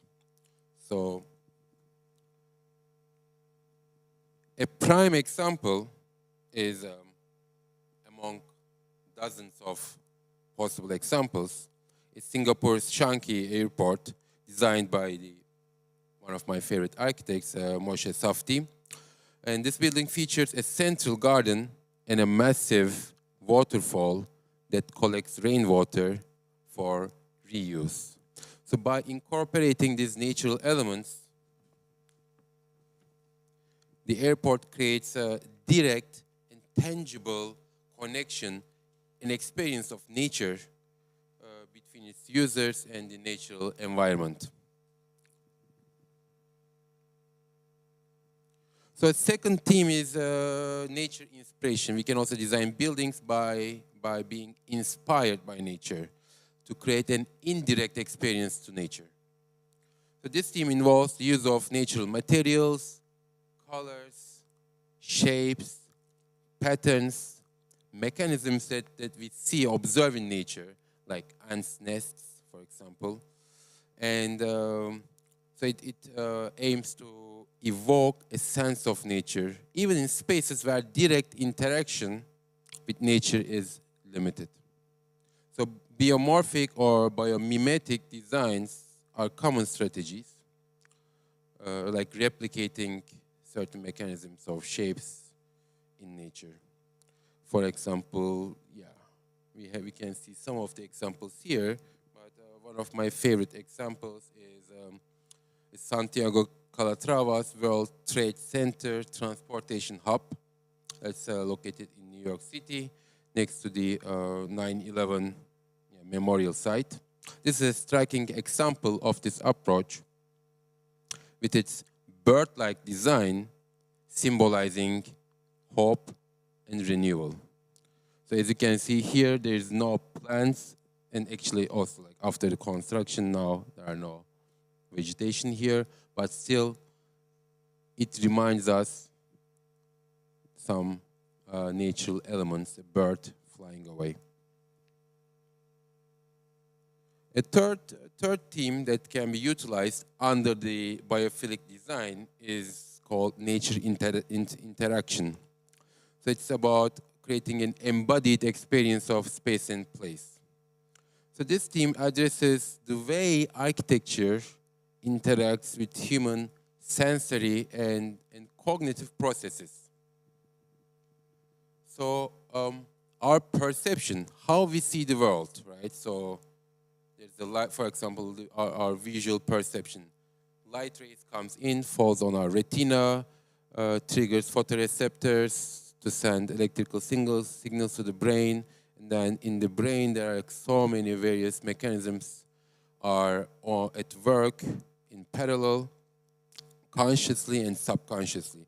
So even seeing the most basic thing in front of us is a complex mechanism, and there are certain ways how this visual perception process is realized. So that means our biological presence, our anatomical existence in nature, the way we sense and make sense of the world might set a stage for aesthetic choices. And as I was explaining, our perception mechanisms have been shaped by millions of years of evolution, right? And human beings, our ancestors, lived in natural environments. So certain spaces or certain spatial configurations resonate deeply within us. It means we like certain things just because how our bodies are genetically encoded, just because how we see things. So this is a topic of a very recent field called neuroaesthetics, explaining our aesthetic choices based on our biology. And it's a fairly new field. Here, for example, the concept of prospect and refuge. This speaks to our evolutionary preference for spaces that offer both a wide view or surroundings and a safe, sheltered place to retreat. Just like, let's say, just like our ancestors were living in a cave, right? So they wanted to see what's in front of them, to spot the danger or see an opportunity, and then covering their backs and then be protected from dangers. So according to these theories, we prefer that kind of spaces that offers us views in front of us, but where we have our backs covered. And there can be other spaces which has been designed accordingly. For example, complexity and order. This interaction is also something that we tend to prefer, again, just because our perception works to recognize patterns, for example. An example of this is the famous Falling Water House from 1930s by the American modernist architect Frank Lloyd Wright. And this is a powerful example of this theme in action, and as it harmonizes with its natural surroundings while providing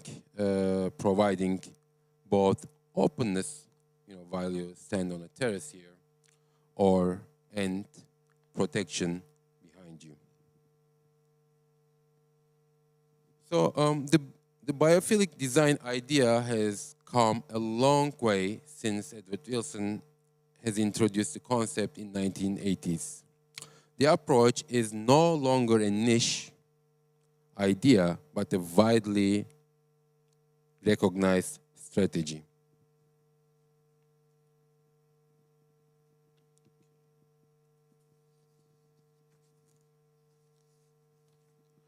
So as we move forward in addressing the climate crisis, architecture must evolve to meet the needs of both the planet and its inhabitants. So the pursuit of sustainability cannot focus solely on technical perfection. It must also engage with the human experience. Through the biophilic design, we can create buildings that are not only energy efficient and resource conserving, but also enriching to human health, its aesthetic experience, and its daily habits. So by embracing a more holistic approach to sustainability, one that represents nature to us, fosters well-being, and promotes climate-friendly behavior, architecture can play a crucial role in addressing the climate crisis. Biophilic designs offers a path forward, one where sustainability is not just about minimizing harm, but about creating spaces that helps us thrive both as individuals and as dwellers of this planet. Thank you.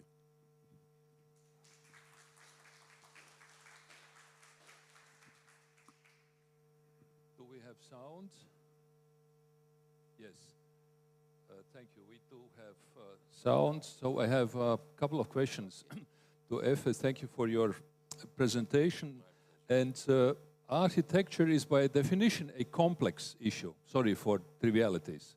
It includes mental health, it includes aesthetics, it includes technologies, it includes usability aspects, and so on. And last but not least, also European regulations. We live in the European Union, we have a lot of regulations. I mentioned sustainability, only more than 500 regulations, and so on. So a lot of regulations. On the other side, architecture exists in city, in whatever city, Riga or whatever, and obviously we need permissions from the city authorities. And now the question, you mentioned also climate and these sustainability issues, they are pretty new in some way, including the European regulations, they are new. And the question which I also sometimes hear, that our authorities, public authorities in cities, they are not following that rapidly, they are lagging behind. They don't get new things, new ideas, new aspects for architecture, whether these new things come from the European regulations or aesthetics or technologies, they are lagging behind. How should we help assist public authorities to grow with time and become more management able for sustainability? Architecture is an important instrument in sustainability in our everyday life. And we need those public institutions as well, these permission-giving authorities, right? Which either you receive this permission or you don't receive it. So you need to grow them as well in understanding what sustainable concepts are. Architects obviously can develop nice, fine, aesthetically and technologically fine, sustainable projects. But if public institutions don't follow, what about public institutions?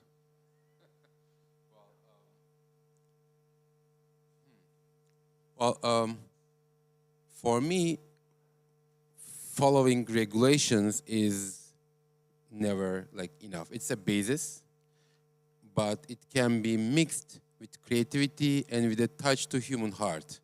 I think that is also maybe not only us architects or people, but also the public institutions needs to understand that it's not about putting more and more and more regulations, because you can always find ways through them, and you can fit the regulations maybe, but still, it might not work as good as it might. So for me, it is an ethical issue actually. And what the public institutions should maybe encourage is to communicate this ethical and aesthetical issue with the public. Not only putting new laws, but communicating the idea of sustainability and the beauty of it actually. So that's that's the idea of my presentation. It's not a technical thing. It's about the beauty, it's about feeling good in a space and on our planet. And that is how we should look at the concept of sustainability, at least in architecture. Yes. Public institutions is one aspect, but nothing happens without financing and developing. So you need, as an architect, you need developer who understands how things work in not only today's, but in tomorrow's world in architecture in cities. And also you need financing institutions who would probably be ready to pay a little bit more, maybe to get more back 2 days later, right? So what are your impressions about developers and financing institutions? Are they following sustainable architecture and sustainable cities? I think they are doing fine. Of course, this is still a developing issue in our mentality about sustainable architecture. And when we talk, we are always on the side of sustainability, but in practice, of course, there are still steps to be taken. And again, like my personal solution, or let's say advice, is that when we talk about sustainability, for example, the most important criterion is heat loss, right? It's about carbon emissions, using of energy. So you must make a good isolation. You must use less and less and less energy in a building. But when you look at a building from outside, you cannot calculate it as a normal person. Even as an architect, I don't know, you must calculate it. It's a technical thing in the end. So what we can do as designers is, through biophilia, for example, this design, make it visible and then make it attractive. Also, people can feel and see, okay, there is something going on here. This is sustainable, this is more beautiful. And then when it is visible, and then when people can appreciate it, then also for the financial institutions and developers, it is something that, okay, let's invest in this kind of issue. Thank you. Thank you, Efe Duyan, for the sustainable architecture aspect. Now we move on to next item, Mr. Just Timans, PhD Economics, Head of Research, Latvian Climate Neutrality Cluster in an NGO, with the presentation on strategic approach to sustainable digital transformation. Just, please. Hello, thank you for having me here. So, I will talk a little bit about strategic approach to sustainable digital transformation. But thanks for Riseba having this conference. And if you're interested in sustainability-related topics, then you already noticed that holistic approach is kind of a new trend, especially in sustainable topics. And actually, that is what this conference is doing today, because there are different kind of direct related topics in order. So, why digital transformation is significant nowadays? Actually, we are obligated to go digital because of three main reasons. One reason is, of course, the benefits what we can gain from the going digital. So it's resource management. Second aspect is sustainable actions, and influence what it can, what it does, and save some environment and our future. And third is just basically nowadays we are operating with so much data that we are just cannot deal with them manually. So I already talked about this. Shortly about me, I have a 20 plus years experience in different kind of research and academic activities in Latvia and abroad. 15 plus years management experience in bigger and smaller organizations in Latvia, and 10 plus years in business development, different tasks, including development strategies, business plans, startup mentoring, and etc. And now, as we already are sitting here from 9 in the morning, and I noticed that there wasn't any coffee break, so this could be our chance to little bit to move. Due to some technical issues, we will not see the results on a screen, but please pull out your phones, scan the QR code. You won't have to download anything, and just answer the two questions. First is about what do you represent, or in what field are you currently?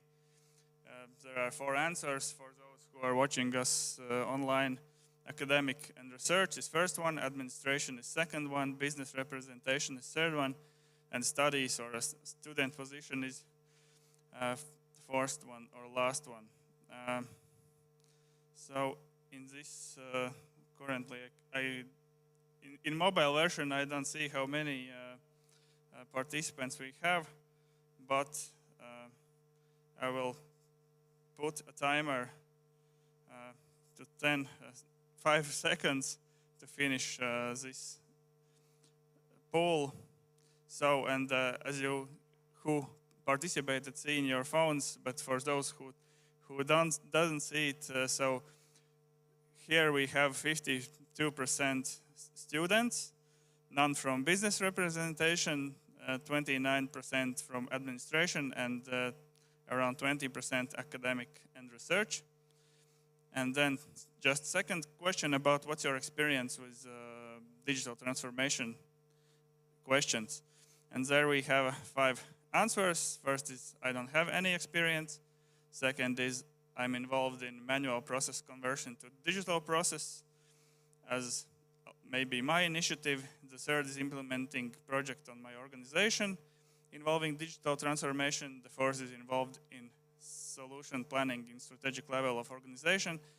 And the last is have some theoretical knowledge from study curriculums. So also, I will put a timer down to 10 seconds. 5, 4, 3, 2, 1. We still had some answers, but so the most common answer was 30% is I have some theoretical knowledge from study curriculums, which is logical due to our audience. The second 25 and 25% are equally. Someone is involved in solution planning in strategic level of organization, and some are implementing in solo level. Then 5% doesn't have any experience, and 15% are involved in manual process conversion to digital process. Okay, very good. So to understand how rapidly this topic has evolved, we will have a few minutes look back to history. There were altogether 5 eras of digitalization. The first was before internet era, and in 1958, when microchip and semiconductor were invented and the first computers were built. Then the next era is from 90 to 2006. What should we acknowledge? That Google was found during this period. First, Amazon Cloud Services created, and the internet gone worldwide. So in 2005, internet users reached 1 billion worldwide, and in the 1990, internet became publicly available in most of the parts of the world, but probably not so available for us as it was still USSR period or the end of it. Then the next era was mobile era, and it started by iPhone releasing its first mobile device, which changed the way how we interact with our clients, our strategies, how to get clients to our organization, etc.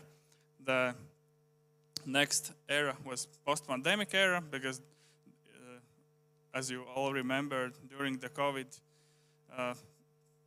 practically 95% of businesses had to change their business model or go out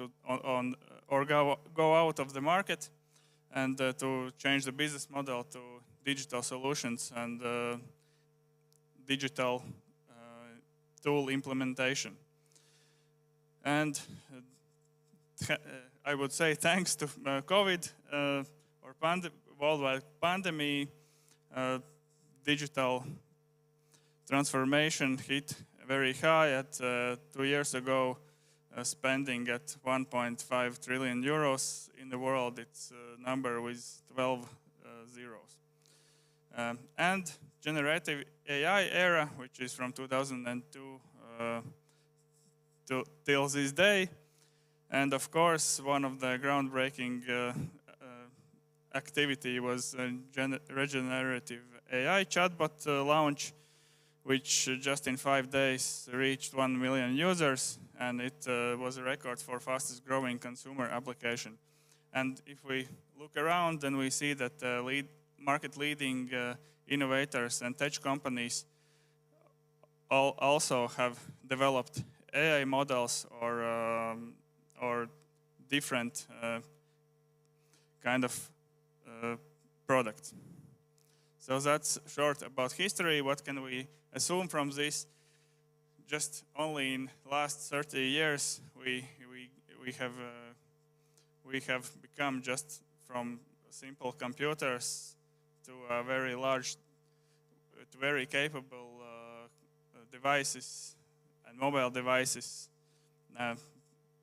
we can use to help our work and to develop. And also around 2010 in the world, maybe a little bit later in Latvia, this digital transformation started to think in digital transformation aspects. Sustainability came around and goes on till this day.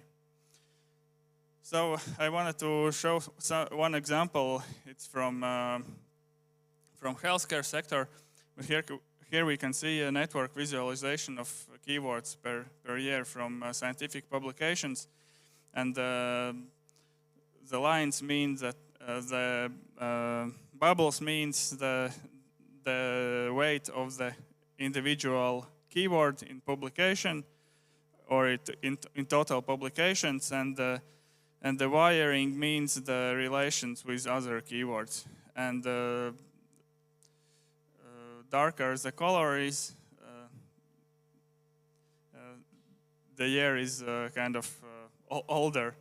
So we can see that, especially in healthcare, digitalization-related keywords has been more actual in late 2020s, and that shows also in scientific work that this is not only practical approach but also scientific approach. And now to digital transformation. What is digital transformation? For those who know, a little reminder that there are 3 levels of digitalization or digital transformation. We could look at it as a pyramid. So the top level is starting to use digital products to better understand and use company data. So it's just manual operations to make manual operations digital. Second is digitalization, which is starting to use the data to automate some business and become more efficient. And the third, the biggest one, is digital transformation, the state where we are using all the digitalized data to make better decisions. Then we have to we should evaluate where are we currently. There are altogether 5 stages of digital transformation, and we can evaluate from these where our organization is now. So first is stage is foundation, digitalization of work process. So it would be a very strange thing to be at that stage, but in Latvia, at least, a lot of companies are between stage 2 and stage 5. Stage 2 means solo activity or individual functions or structural or units being transformed without company mandate. Stage 3 is partial synchronization, which means that company mandate has been issued and some entities started to move towards digitalization. Stage 4 is full synchronization, which means that digital backbone has been created, but yet company culture hasn't been converted to in all this story, because stage 5 is living organism, where company culture is fully transformed and able to constantly reinvent itself, and this is one of the most significant bullet points, as we will discover a bit later. So why transform digital? I already started this a bit in the very beginning, but of course it's to save some resources and to help employees do their job better and faster. About digital transformation, how to transform. There are 2 levels of transformation. One is level of organization, and one is level of workers and employees. And as we can see, they are equally significant levels, and without one, other cannot happen. And here are 5 elements of key elements of digital transformation. Looks similar as Olympic circles, but in digital transformation, especially in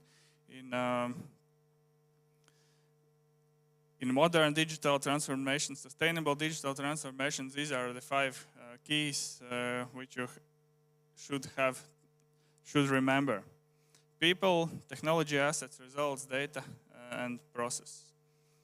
And now we will slide a little bit into the how to build a digital strategy.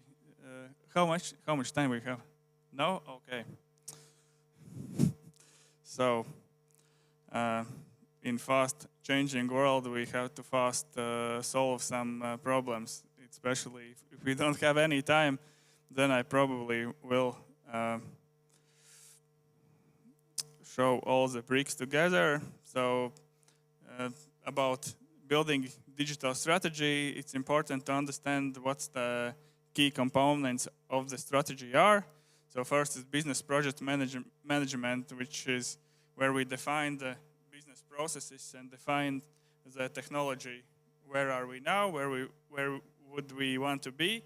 Second is organizational change management, which means to do exactly the same, but from the employee state of point or organization culture state of point. Then third is enterprise applications, which means what technologies and systems should we use to cover the needs of first and second brick. The fourth is solution architecture, how to make them together and how to make a sense of it. And the second is business intelligence and analytics, which means what are we going to do with these data. And the main and most important thing in sustainable digital transformation are people, because digital transformation means that you help your employees to do their work better. And in future, people currently are afraid of losing their jobs due to going digital, but we have to rethink this approach and understand that in future technology will not replace people, but people will be replaced by other people who know how to use technology.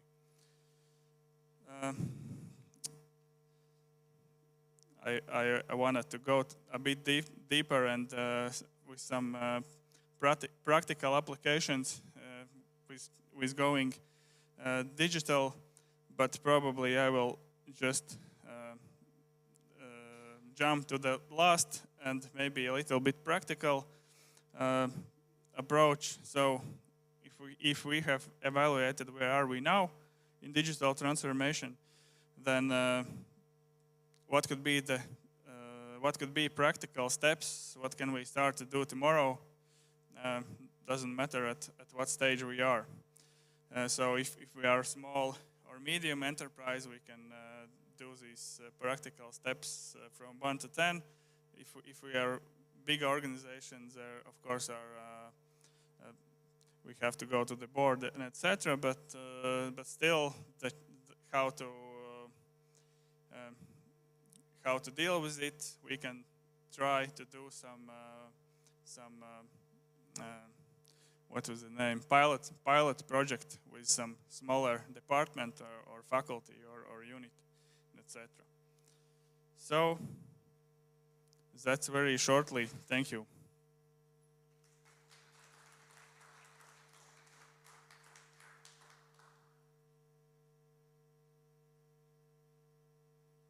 Thank you, Just, for the presentation. Obviously, digital transformation is even maybe larger topic than sustainability. These are worlds.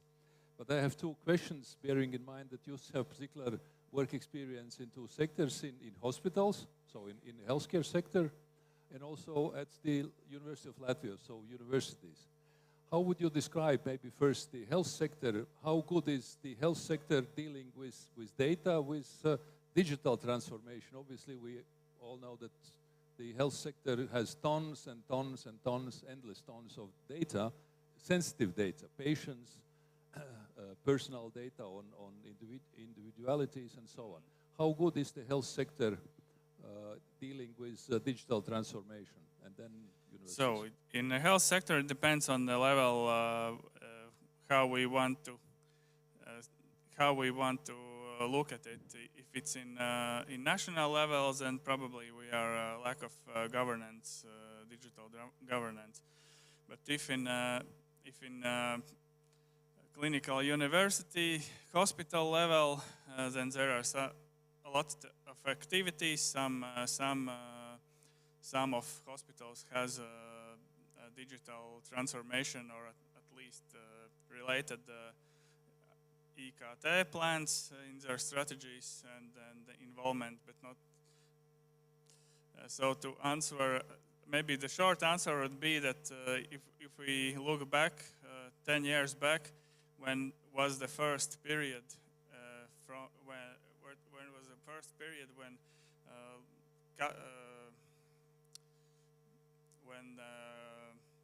hospitals and universities had to make their strategies and approve them with ministries, then it was first actually experience in Latvia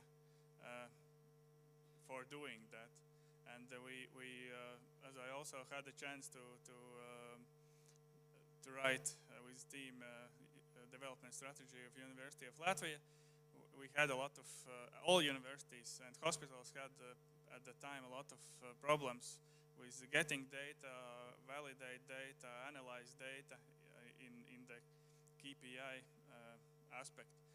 And now when going digital, actually with creating and implementing digital strategy or digital development strategy, there are even more steps to go, and we are just finishing to solve the first problems for the strategy implementation. So it's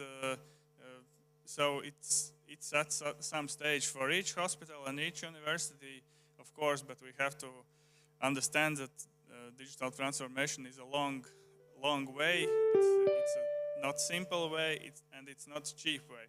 And usually the statements from stakeholders are, you have to go digital, but sorry, we don't have any funds, but it's not logical. Yeah, without funds you cannot do anything basically. So universities and hospitals are in process of becoming more digital, and then again more digital. It will cost tons of money and tons of data. But we are here today under the umbrella of this sustainability notion. What would you say?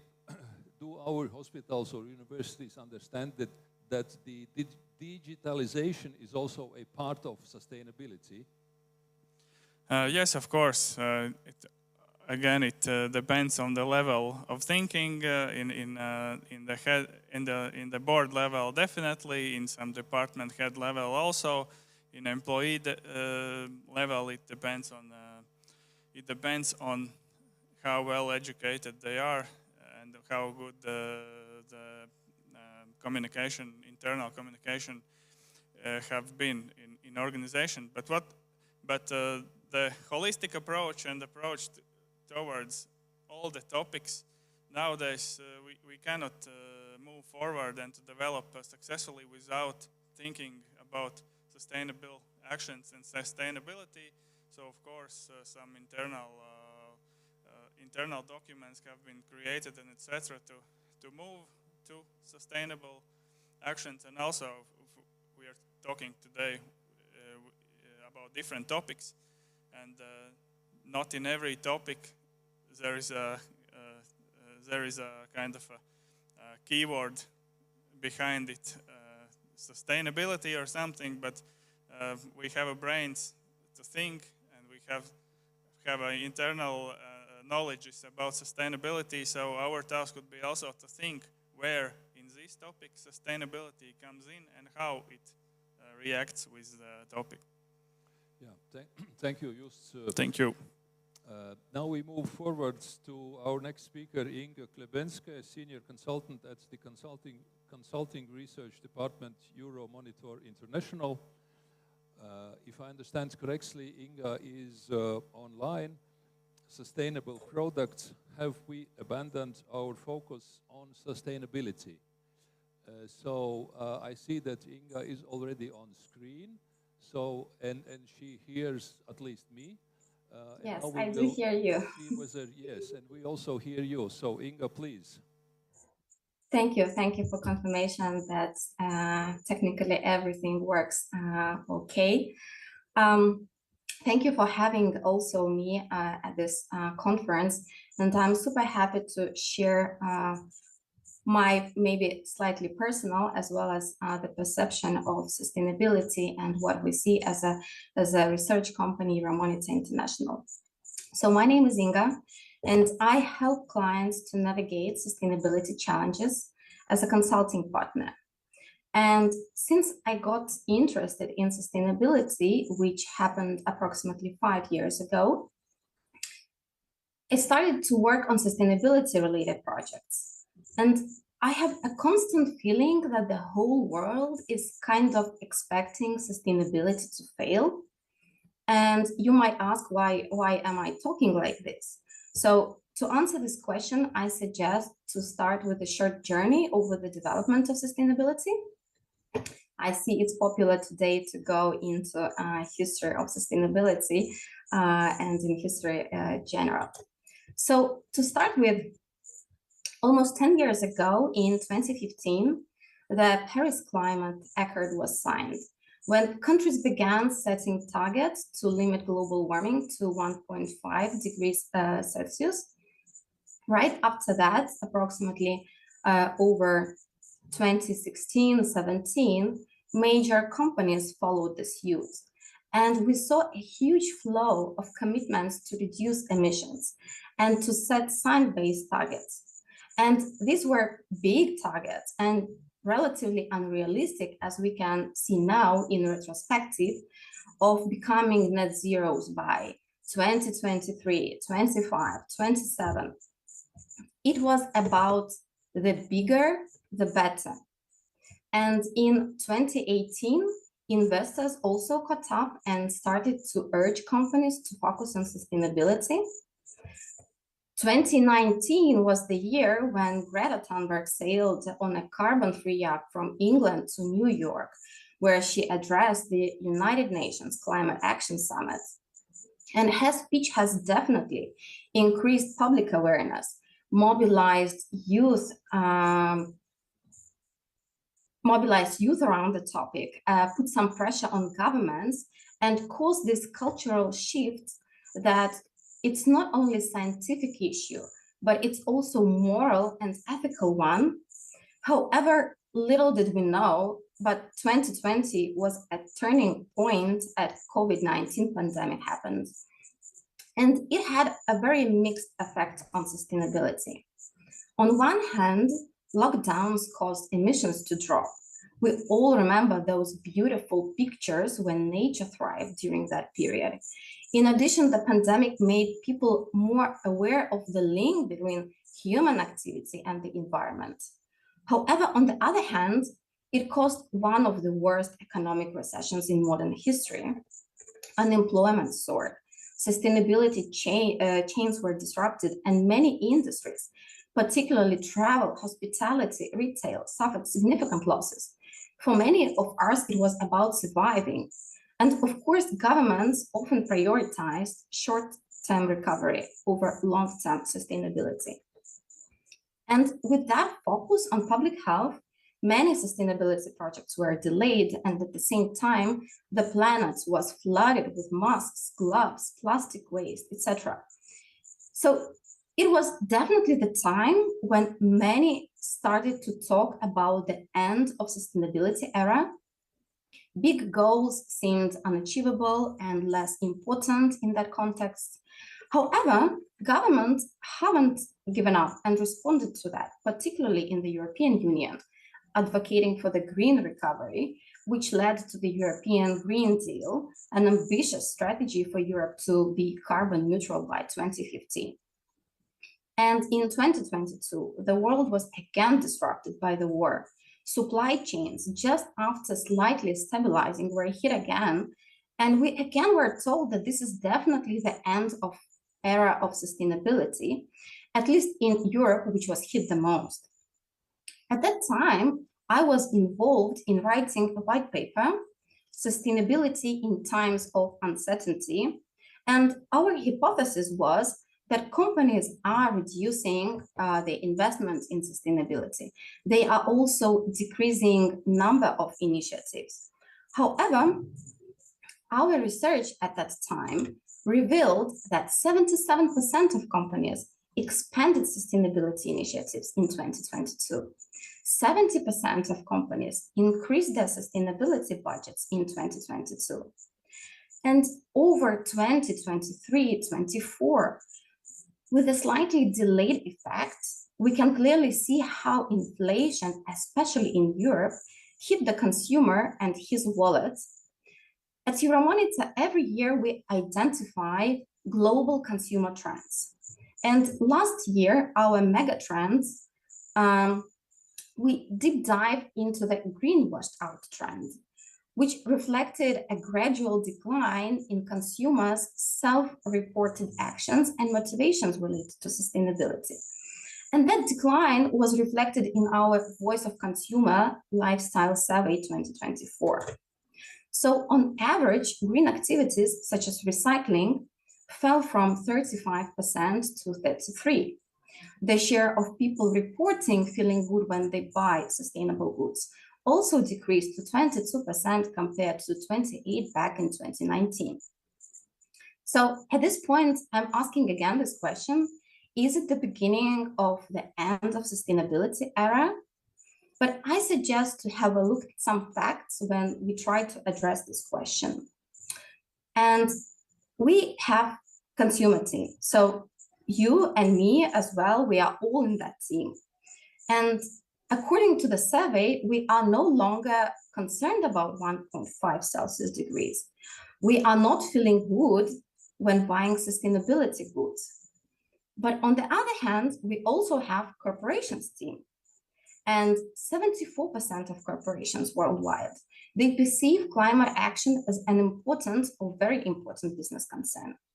60% have already implemented sustainability strategy. However, somehow only 10% believe they are effectively conveying these strategies to their consumer base. So I thought maybe this is the answer: corporates not communicating. As a result, our interest as of consumers is declining. And in addition, inflation is hitting all of us and all that greenwashing buzz.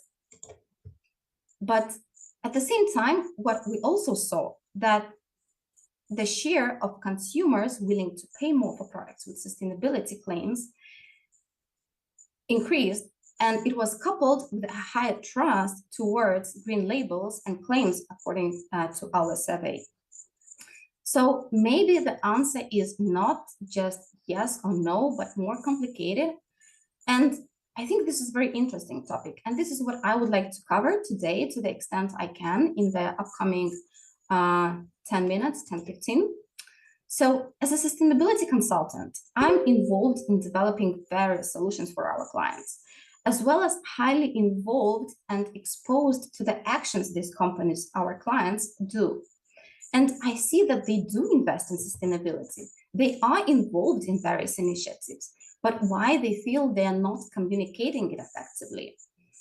Well, let's answer this question. How many of you link your toothpaste with Procter & Gamble, or your detergent with Unilever, or maybe cookie you had today with your morning coffee with Mondelez or Nestle, or maybe some small local producer? And to tell you the truth, I don't, and I'm familiar with product and brand portfolios of these companies. And of course, nobody reads sustainability reports of these companies. And nobody knows that, for example, Unilever has committed to achieve net zero across value chain by 2039. And even if you know by some, as I call it, super accidentalist facts, what does it tell you? What does it mean? And I don't think that people know these questions, know the answers to these questions. But what people do, people buy products. Products they are used to buy, they like to buy, consume, etc. Sometimes they buy new things and either continue buying them or don't because they were below expectations. The product itself, consumer, and consumer does not need any loud statement from the manufacturer. The consumer needs a product, and it's not longer about big and intangible targets and goals. It is about what I understand and what I value. So we think that consumer has abandoned the sustainability, but in fact, according to our sustainability claims tracker, products carrying at least one sustainability claim outperformed those without in 9 out of 11 covered industries, based on the retail value sales compound annual growth rate from 20 2023. So what is Sustainability Claims Tracker? It is our artificial intelligence powered database which captures and classifies information for products with 70 plus sustainability claims across 25 countries and 11 industries, as I've mentioned. With that said, we have a pretty good global picture of levels of sustainability adoption across countries and product categories. But for the sake of this conversation, I would like to focus and to have a look at European markets. And in the chart, which is showing data for 11 industries across 8 European markets, we can see that sustainable packaging is not only the second largest attribute group in that region in terms of value sales, but it is also the fastest growing over the period of 2023. Sustainable packaging is in general a very trending topic right now, especially in Europe. Businesses attempt to adhere to the upcoming packaging and packaging waste regulation. And this regulation will require businesses to reconsider their packaging strategies with a circularity focus. So what does it mean? So this includes setting goals for reducing packaging, minimizing unnecessary packaging, enhancing the usage of reuse and refill formats, and of course, achieving minimum recycled targets for plastic packaging. But beyond complying with stricter regulation, sustainable packaging can also be an effective way to transparently communicate sustainability. And it's a key customer touchpoint that can affect consumer experience and their perception of a brand. So in fact, 49% of European professionals said that they are currently or plan to invest in sustainable packaging. And this goes pretty well in line with consumers' behavior and awareness about the topic. So as per our consumer survey, 40% use sustainable packaging to positively impact the environment. And 31 of them recognized that have recently purchased products carrying sustainable packaging claims. So when we deep dive into that sustainable packaging group, we see that brands are mostly leveraging to communicate to circularity. So as you can see on the left-hand slide of the chart, in particularly they are using from sustainable sourcing, can be recycled, and from recycled material claims.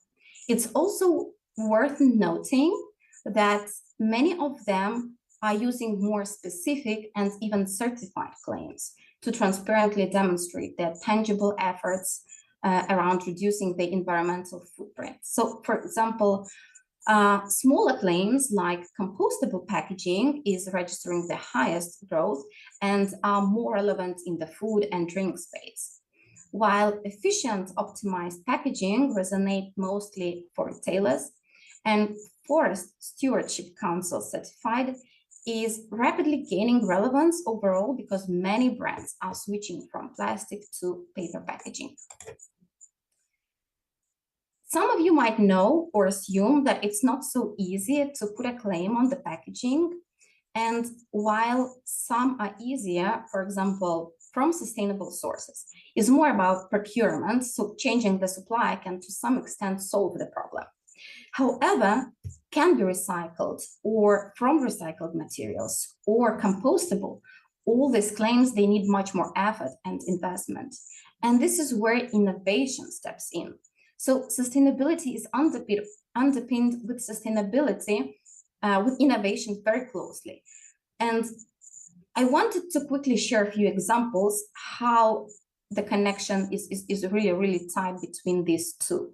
But before I go into that examples, I wanted to note that my example will include reference to alcohol, and of course we encourage responsible consumption and remind everyone to follow the legal drinking age and guidelines in their respective regions. Additionally, please consider the potential health impacts of alcohol and always prioritize your well-being. So this is the example I actually myself found out not so long time ago. A few weeks ago, I attended the conference Sustainability Live in London, and this is where the Diageo, the company, manufacturer of a lot of different alcoholic drink brands, well-known brands, presented their perception and their view on sustainability. So basically they highlighted that they are focusing a lot on better packaging, better liquid and future formats, as well as circular solution. For them, liquid and future formats are very important because as we're talking about alcoholic drinks, everything comes in liquid, it's packed mostly in glass. And as a result, the emission of CO2 is very high for them. So they are trying to tackle this issue, and that's one of the solutions they came with. So this is a very new, now currently only in testing mode packaging, which is a dry molded fiber bottle, which is of 90% paper, with a very thin plastic liner, 9%, and foil seal, 1% of the packaging. So this packaging is designed in such a way for recycling that it does not require the consumer to separate the plastic liner from the paper bottle when disposing. And the research company conducted revealed that the production and use of this paper-based bottle would, compared to the traditional glass bottles, reduce carbon footprint by 80%. So I thought this is a truly innovative, actually, packaging, and we don't see that much of paper packaging in liquids, in soft drinks, in alcoholic drinks. So this is why I decided that I want to share this example with you, and basically to highlight how important innovation is when we speak about sustainability. And the other example I have in my pocket is a well-known Procter & Gamble Tide brand. So just recently, they launched a new form of laundry detergent called Tide Evo. It's a square-shaped 6-layer tile of concentrated ingredients woven together. So basically, we are very much used to those single dosage pillows of liquid detergent in some plastic cover, but this is truly innovative because company developed lighter, faster, and simpler than its other detergent solution, and it consists purely from fiber. And to be even more environmentally conscious, the tiles are designed using tens of thousands of fibers to create layers of soap without any extra liquid inside and fillers. And of course, you don't need any longer plastic bottles. So this is new detergent dissolved upon contact with water. And unfortunately, this is not yet available in Europe. This is the example coming from the US, where they launched it, I think, if I'm not mistaken, in spring. But I'm really curious. Both examples, the one coming from Diageo, the other one from Procter & Gamble, they're both truly innovative. And I'm super curious to see how they will land into the market. And I hope that they will do it well, and we will see more of such innovative solutions in the future. So it's time to sum up everything that was mentioned and finally address the question, have we abandoned our focus on sustainability? If you ask me, no, we haven't. However, what we observe is the shift of the focus. So consumers still care about making a positive impact on the environment, but they are thinking pragmatically about where they want to spend a bit more for a green label and why. And convincing consumers to choose green is less about that grand narratives and more about matching the right claim with the right product. So tightening purse strings meant that consumers increasingly prioritized affordability and value over sustainability. However, rather than a shift away from sustainability, consumers are simply adopting a more pragmatic approach to sustainability. And we see there is an increase in the number of products featuring sustainability claims. Consumers simply have much more options to choose from certified fair trade chocolate to organic textiles, etc. And moreover, although products with sustainability claims are more expensive than those without, the gap is shrinking as companies invest in sustainable operations, improving efficiency, and achieve economies of scale. So consumers no longer focus on the sustainability for the sake of sustainability, but we are shifting from sustainability activists to broader audience, which do care, but also needs to care balance between their wallets, busy lifestyles, and doing good. And how I see sustainability should be incorporated. It should also be practical and kind of invisible, because the ultimate goal of companies is to see how their customer does a rational choice and opt for sustainable product, which is very often a little bit more expensive, but we are not there yet. And shopping behavior and consumption behavior is not so easy to change. Consumers are really reluctant to change their habits, switching to different formats, processes, etc. They want just to come to their favorite store and buy their favorite products. But if this product suggests them doing good, they are much more likely to opt for it. And we see that those companies that manage to implement sustainability into their product portfolio without actually changing the product itself, they are doing really well. And in my opinion, there is no way back. We are not abandoning sustainability. It's simply becoming a new norm, and we are less focusing on shouting about how sustainable we are. I think what we are doing, we are moving into the, as I call it, action stage, when we do without shouting about it. So that's it, what I wanted to present today. Thank you for your attention, and I really hope you found it useful.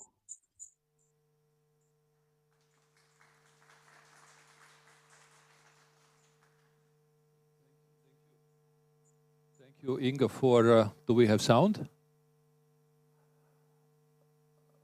Yes, we have sounds. Thank you, Inga, for the presentation. I was having a couple of questions for Inga, but I'm not sure whether she's still online. Yeah? I am. So one question, Inga, is, and I'm glad that you raised a couple of aspects which came maybe short before your presentation, namely price, that consumers see the price tag and then they decide, or maybe not decide today, price, and also clients. You mentioned clients and consumers. These are very important terms in the sustainability world. But we also know since several years the term greenwashing. Greenwashing, blah, blah, blah, that's a new threat, bad idea, yeah. Right. How would you describe the dynamic? Greenwashing is becoming more or less, is more severe or less severe? What's the danger? I wish I could tell that greenwashing is going away and it's now a minimum. Unfortunately not. We are still facing that companies are using various claims and kind of using that for, as we call it, greenwashing. But we definitely feel that we are moving in the right direction, particularly in European Union. There are so many regulations that are also trying to deal with that. So we have a strong support from the government that is launching all these new regulations. On the other hand, I think consumers, keeping in mind the reality we are in, COVID, war in Ukraine, consumers becoming more pragmatic. And if we used to buy products with sustainability claim just because it was sustainable. Now we are no longer doing that. We are searching for a combination. People need to keep the balance between the good, between their wallets, etc. So I think we are moving in the right direction. Of course, it takes time, but with the governmental backup, all these regulations, we are no longer using, for example, claims such as natural, environmentally friendly, because this is too vague and nobody understands what that means. So I think maybe we wish it could be a little bit faster, but we are moving in the right direction. And companies will be less using that because they simply feel that customers are kind of no longer buying all these targets and goals they are putting on us. Thank you. And particularly also thank you that you raised and a little bit described the notion innovation. So sustainability is a driving force for companies to innovate, to bring new products on the market. This leads, this leads us to the next speaker, Olga Veiland, the PhD candidate, Sustainable Program Director, Meta Advisory, the ESG reporting. What does the business needs to know? Olga, please.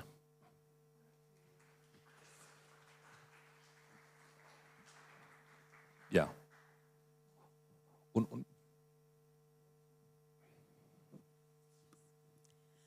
Hello, everybody.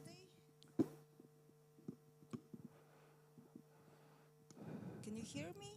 Oh, sorry, yeah. Yes, my name is Olga Veiland, and my whole professional career has been related to sustainability. My first job was, I was working for the parliament, and parliament ensures sustainability in terms of legal environment. Then I worked for the bank, for Bank, and it's again a matter of sustainability because the bank expects the loan to be repaid, cash flow. This is sustainability. Another job was I was running Latvian National Accreditation Bureau, which accreditation is the highest point in the quality management against sustainability. I worked together with Walters as a risk director against sustainability. So my question is sustainability really a new term? From my perspective, no. How can we explain sustainability in other words? Resilience, continuity, something that doesn't stop, yeah? How do we ensure sustainability? By planning, by setting up priorities, by developing action plans, how to achieve goals and to ensure sustainability. For business, sustainability is a new concept. In conventional business model, corporate business model was that the chief main goal was to ensure that the business or the company operates with a profit. That was believed to be the main goal of sustainability. In other words, cash flows. If we take in nowadays, corporate sustainable business model is about values. It is values-based sustainability. the previous speaker, Inga, mentioned Paris Agreement, and this is about environmental sustainability. And there is another event which is Green Deal. Yeah, we also in Europe have a Green Deal, and our goal of the European Green Deal, there is also American Green Deal and Chinese Green Deal, and every country sets up its own priorities in Green Deal, but all is called Green Deal. So in European Green Deal, the priority is to become climate neutral by 2050. So this is about sustainability. Now, here is a snapshot, a screenshot or Snapchat of the NGOs involved, which have been involved in development of legal acts and regulations to the companies and to the countries. If we are talking about the European Commission, which and the Parliament, yeah, about which adopted the sustainability reporting director, and then afterwards the European sustainability reporting standards were adopted. Yeah, so there are 12 standards, and there are 3 dimensions actually: environmental, social, and governance. Yeah, and 17 sustainability development goals adopted by the United Nations in 2015 can be grouped by those 3 concepts: ESG, which is environmental, social, and governance. Sustainability is about governance. Everything is about governance and about management.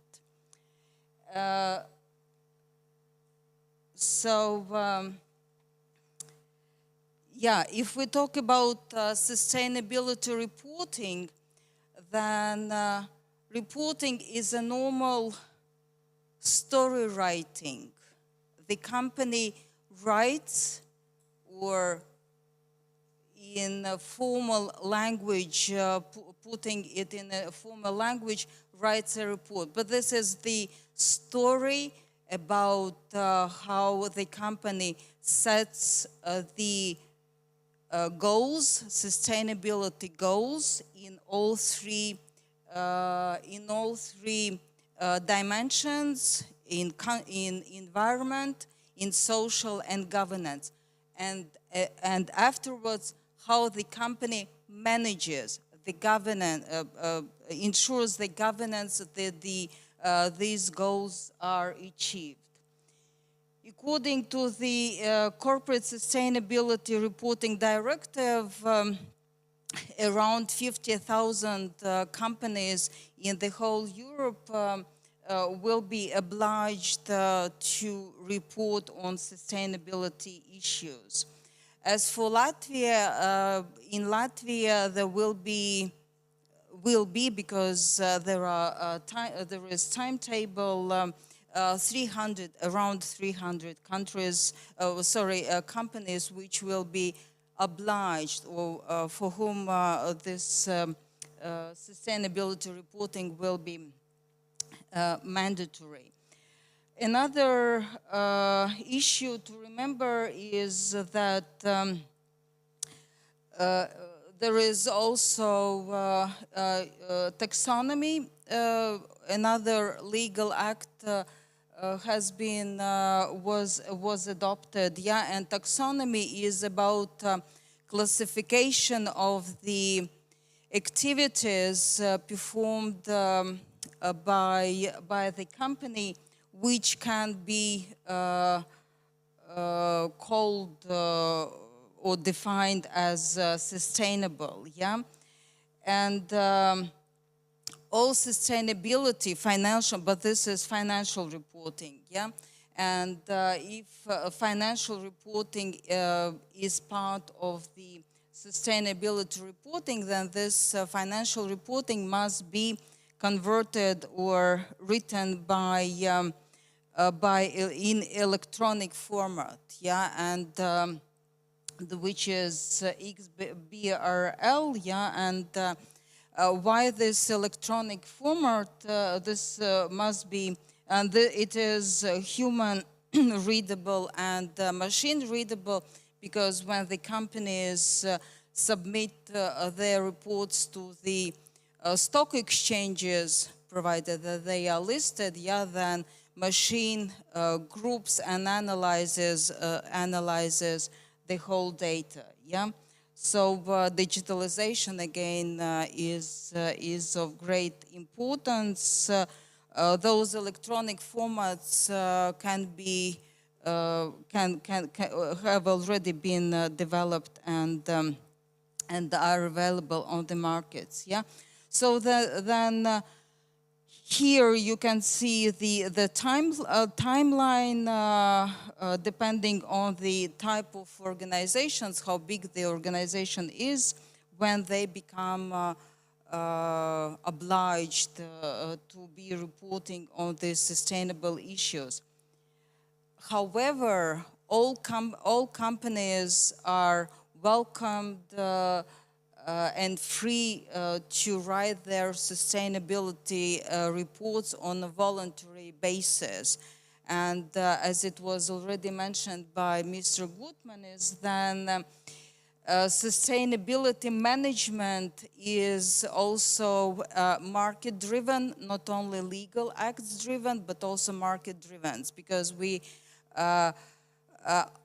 all are in part of the value chain. Yeah, there is no one company, big company, which produces the whole process of the company. Yeah, so we are part of the value chain. And then our customers may ask, and that happens very more often, ask us about how we manage sustainability.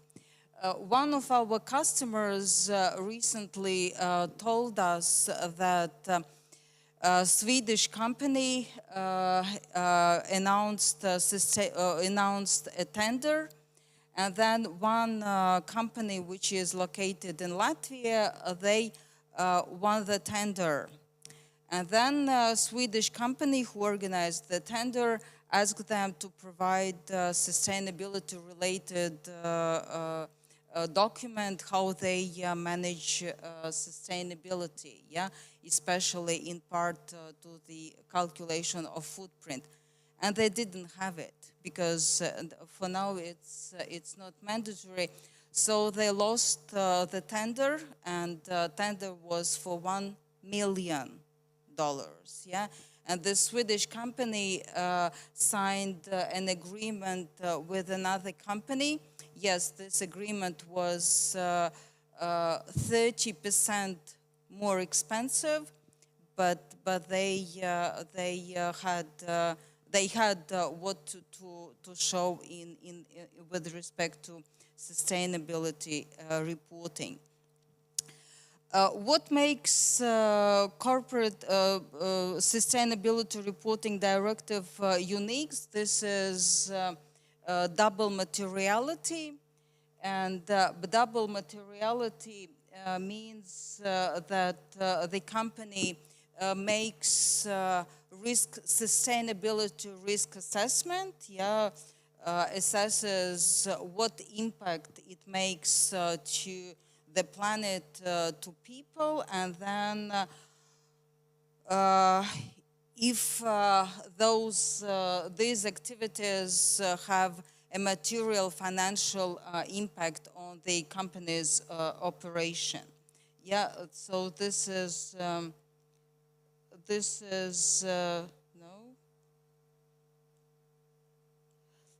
This is what double materiality means, yeah?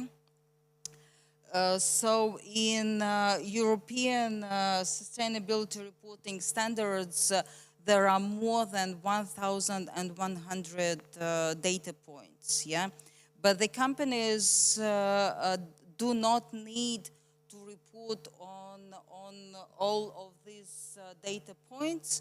The company sets up priorities and then plans how to achieve or develops sustainability strategy, and then reports on how the strategy or priorities are achieved. Yeah, and which is very important that sustainability reports, likewise annual financial reports, will be audited by a third party. So the information written in the sustainability report will be verified by independent third party. Yeah. So yeah, this materiality assessment, like already mentioned, this is the possible impact and then risk or opportunity. Here is information about the possible issues which is covered in each of the dimensions, like environmental, social, and corporate governance. Environmental, of course, this is all related to climate changes, yeah. Social, and these are the values, yeah, value-based, that the company cares about the communities, about the stakeholders, about own people, and yeah. And corporate governance, this is anti-corruption things, and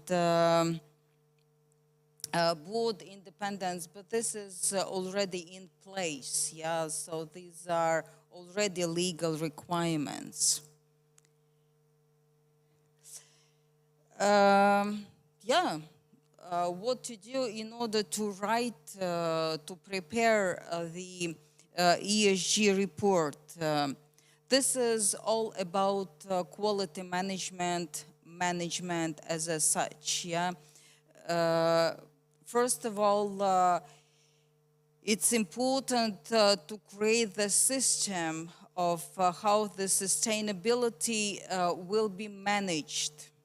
Yeah, the report is the end result. It's not even the result. This is a document where the company tells the story how they manage sustainability, and what are their sustainability goals, and whether the goals have or have not been achieved. This is about it. So first thing is appoint a person or employee, or establish a group who will be responsible for sustainability strategy development and all this framework establishment or integration, not necessarily establishing a separate one, and this is not very effective, yeah, but to integrate already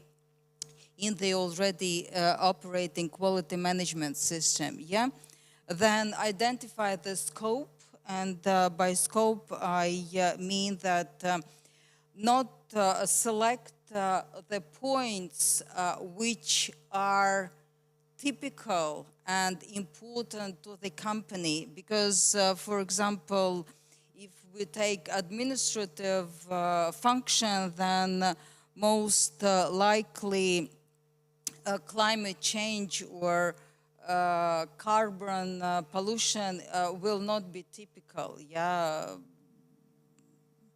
waste management will be typical to a certain branch of companies. Yeah, so the company selects the priorities, defines sustainability priorities, and the same applies to social and corporate governance. Yeah, so this is purely company's own business to set up sustainability priorities.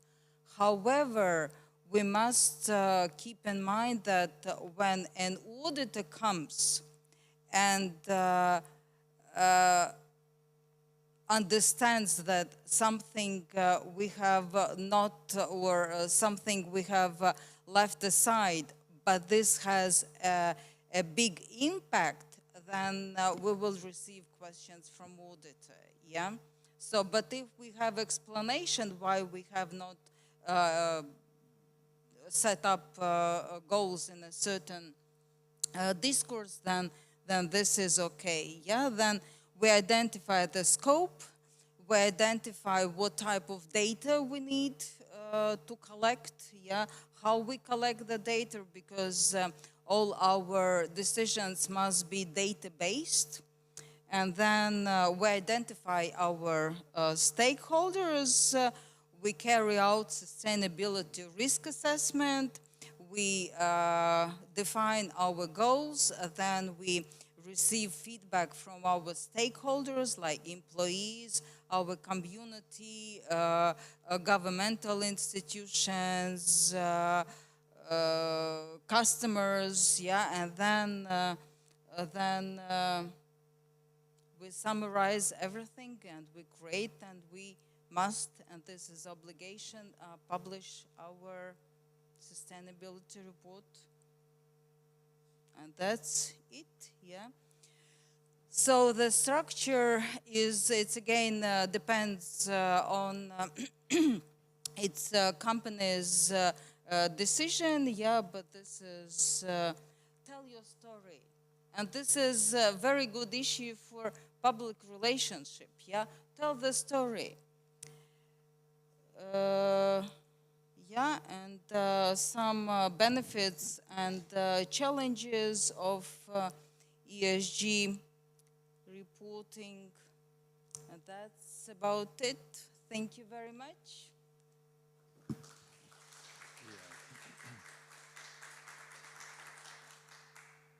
Thank you, Olga, for the presentation. Now we have closed presentations, but we continue with the last item today, or almost the last item today, is a panel discussion, and I would like to invite Olga Veilande. Please take a seat. Just Dimants, please take a seat. We see Efe Dujan, whether he's here or not any longer. Then Jānis Butkevich, we have a new participant. Jānis Butkevich, PhD candidate from the Banking High School, and Christoph Wells, whom we already listened to earlier today morning. So we microphones. So I get the other microphone, and so we have 2 microphones for 4 colleagues. So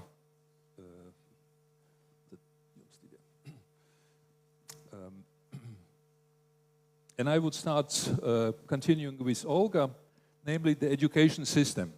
The point is that that all 4 colleagues, Christoph maybe partly, but still very much, are related and come from education institutions. So this is the characteristic which unites all these 4 persons here on stage. So how good is the education system prepared for bringing knowledge on sustainability into the society. We described today in several aspects that sustainability is a multifaceted concept with many items for many audiences. It's a large field. It's like an elephant, yeah? A person see a big ear, a different person see a big leg, the third person see a big eye, but that's still the same elephant. So here the same. How to bring this sustainability as a large concept for business, for society, into different audiences. How good is the education system prepared? Olga, we start with you and then short comments also from other participants. Riga will never be ready. And quality management is about continuous improvement. There will be always need for improvement.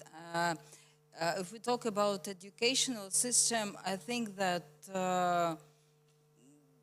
it is on the way, yeah, and we can separate academic process and the administrative process. If with respect to academic process, academic staff develop the program for each course, plan professors, and so sustainability is about planning.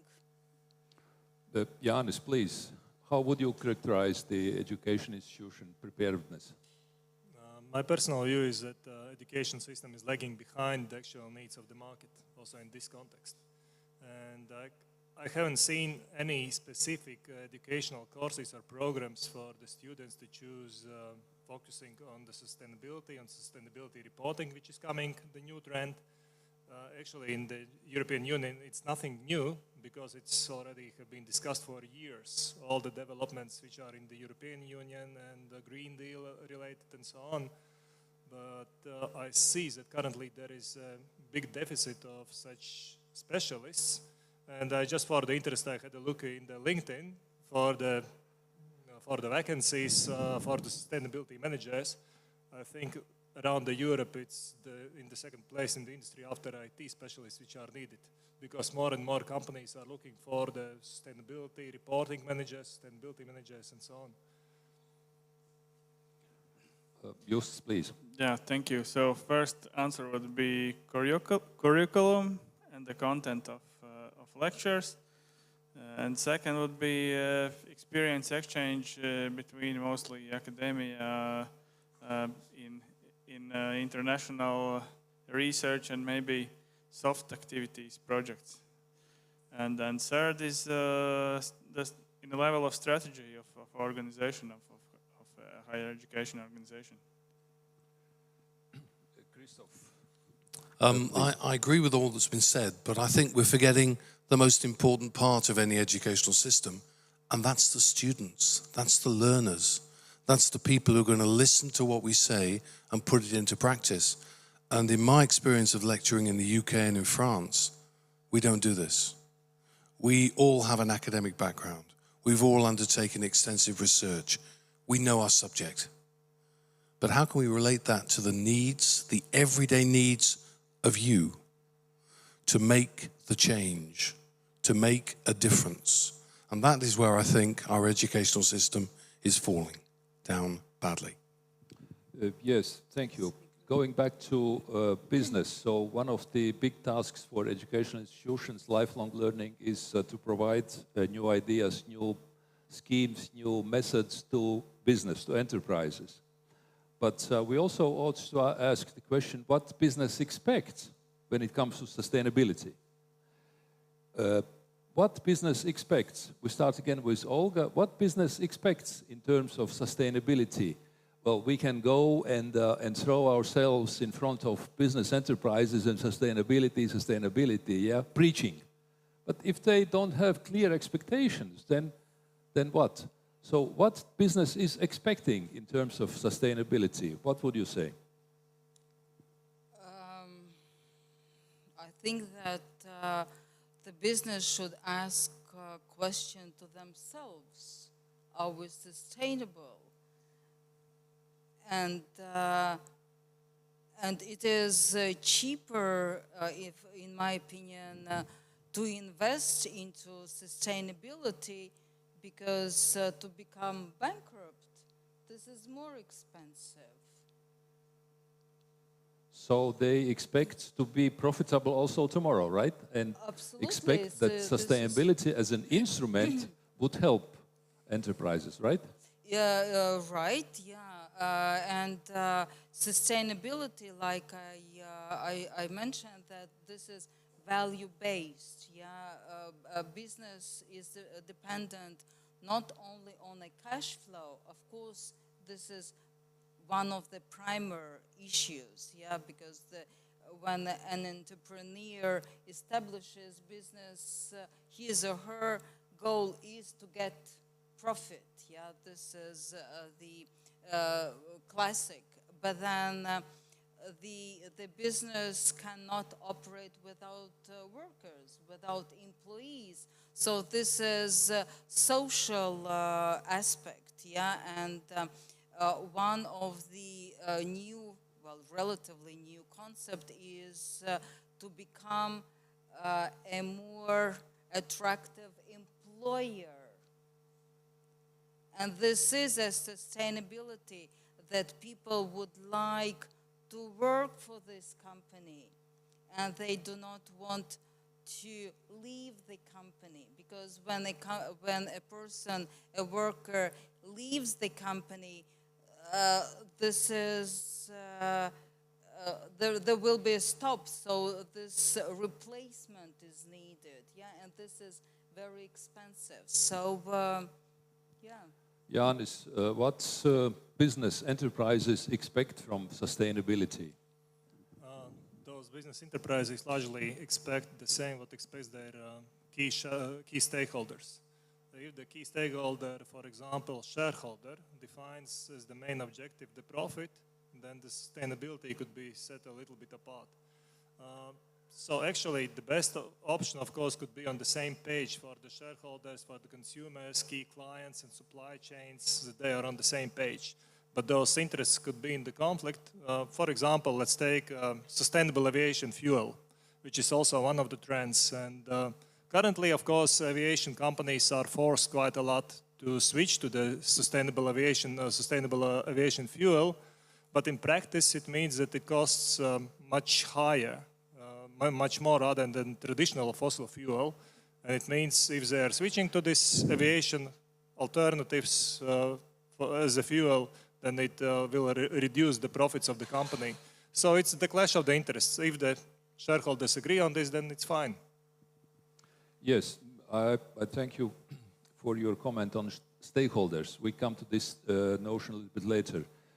Just what business expects from sustainability? So business and also world is always developing, and currently this development stage includes sustainable actions. And what to add something what other experts said already, there is of course stakeholder side, shareholder side, but there is also a customer side, and as you mentioned already, employee side. So businesses are expecting from sustainability to be more efficient and to save some resources and to make more money, of course. But from other side, it's from customer side, it's businesses are expecting that they will meet the expectations of the customer. And then other aspect is employee side, new generation side. For example, nowadays employees want flexible hours, time for their own yoga routine, fresh fruit pause or something. So it's something that older generation maybe sometimes from these requests mind starts to blow up. How can they even think about something like that? But really, it's this question is as old as world. The cooperation between different ages. So maybe that's my point. Yeah, thank you. Christoph, how would you describe it? Well, we've spoken about employees. So I think sustainable development is a part of our lives. So I've got a question for the students who are in the audience. When you're looking for your new company you want to work for, would their sustainable development policies, their commitment to protecting the environment, be one of the factors that would make you want to work for them? You don't have to tell me, but think about the question. And I think probably at the moment the answer is no. Because we're not aware yet of how important sustainable development is to us all. And I think I come back to one more point, which is businesses, all businesses. I run 3 businesses. The only thing that's important at the end of the day is profit margin. Have I earned money or lost money? If I can support sustainable development and not lose money, or I can support sustainable development and it brings me money, I'll do it. But we have to convince business owners, directors of small, medium, and multi-conglomerates that they can gain something from sustainable development, just as we need to persuade the students that you can choose a green, eco-friendly company, and that's another contribution you can make to saving the planet. Yes, that's a good statement. We come back to the stakeholder notion. Yes, this was mentioned today only right now, a couple minutes ago, stakeholders. But indeed, as we know, the sustainability concept embraces also stakeholders. They are important. But who are they, Olga? Why would you start naming them? Who are stakeholders? Stakeholders, in Latvian, we call them also affected, interested parties. In other words, somebody, be it community or people who get affected by our operation.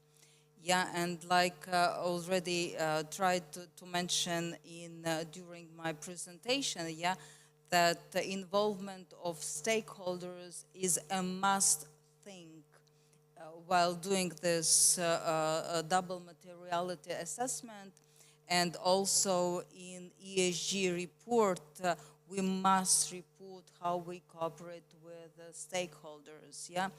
To name stakeholders, employees, owners, management, public authorities, communities who live around our enterprise, yeah, because they can be also unhappy that we are located in their community. For example, if we take ESG report of Latvian railway station, yeah, then local communities said that they are unhappy by the noise which Latvian railway creates, yeah. So they also reflected this in their ESG report, and then action plan how to mitigate this negative effect to the local communities was that they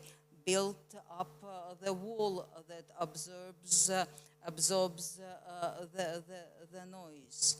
So yes, so we have Olga mentioned communities, management, owners, Jānis, stakeholders. Who are stakeholders, and maybe who are more important, who is less important? Already previously was mentioned that one of the key stakeholders is employees of the company, of course. It's the main asset, especially for those companies who are providing services, not manufacturing any goods, and it's just the key component of the company. Also, of course, there are some regulatory authorities as the key stakeholders, because there are some regulatory requirements for the companies to be observed. Especially those who are working in the finance industry, they know quite well how it's important follow all the compliance regulations. But of course, clients, consumers, and more companies who are operating in the supply chain, they understand that their partners are becoming of more and more importance also as a key stakeholders. And if one of the companies requires to follow some kind of sustainability requirements and to submit reports on the observance of sustainability requirements, as Olga mentioned in the previous presentation, then of course it also could affect how the company is acting and how it's following the requirements. Stakeholders. My comment would be it doesn't matter who is our stakeholders, it matters what are your stakeholders at your state of view or your point of view. So as in business, education, management, and other social scientists, I would suggest to look again or look at change management theory and stakeholder management theory. So that's the starting point. I would start there. So we have theories for everything. Theories and plans and strategies for everything. No time to work. But stakeholders still is an important issue. Christoph, stakeholders. I'd like to bring it back to this project if I can, because the title of Naturally Sustainable actually tells me straight away what is the most important stakeholder for all of us. It's actually the planet we live on. And for the planet we live on, who are the most important stakeholders? Us. So what we have to do is make sure that everything we do, we keep the needs of these stakeholders in mind. And that's something I'm not sure we do in business. I'm not sure we do enough in education. Yes, thank you. So sustainability is a large concept, but we should not let it hang in the air, in the clouds. We should try, at least today, right now, to pull it down to earth, namely, speak about how to measure it. What does it mean? We become more sustainable. How can we measure it? It is what? Price in the shop? Is it what? Is it what else? Paper cups for coffee? Also, but how do we measure it? How do we see that we get and become more sustainable? And why shouldn't we start right now with Christoph to change a little bit the sequence? I think this again is one of the key questions, and I'd like to bring it back to our project. And we're all living in a society where every day we hear news about climate catastrophes, problems with pollution, problems with overpopulation, rising sea levels. There is so much information out there that we actually get overloaded.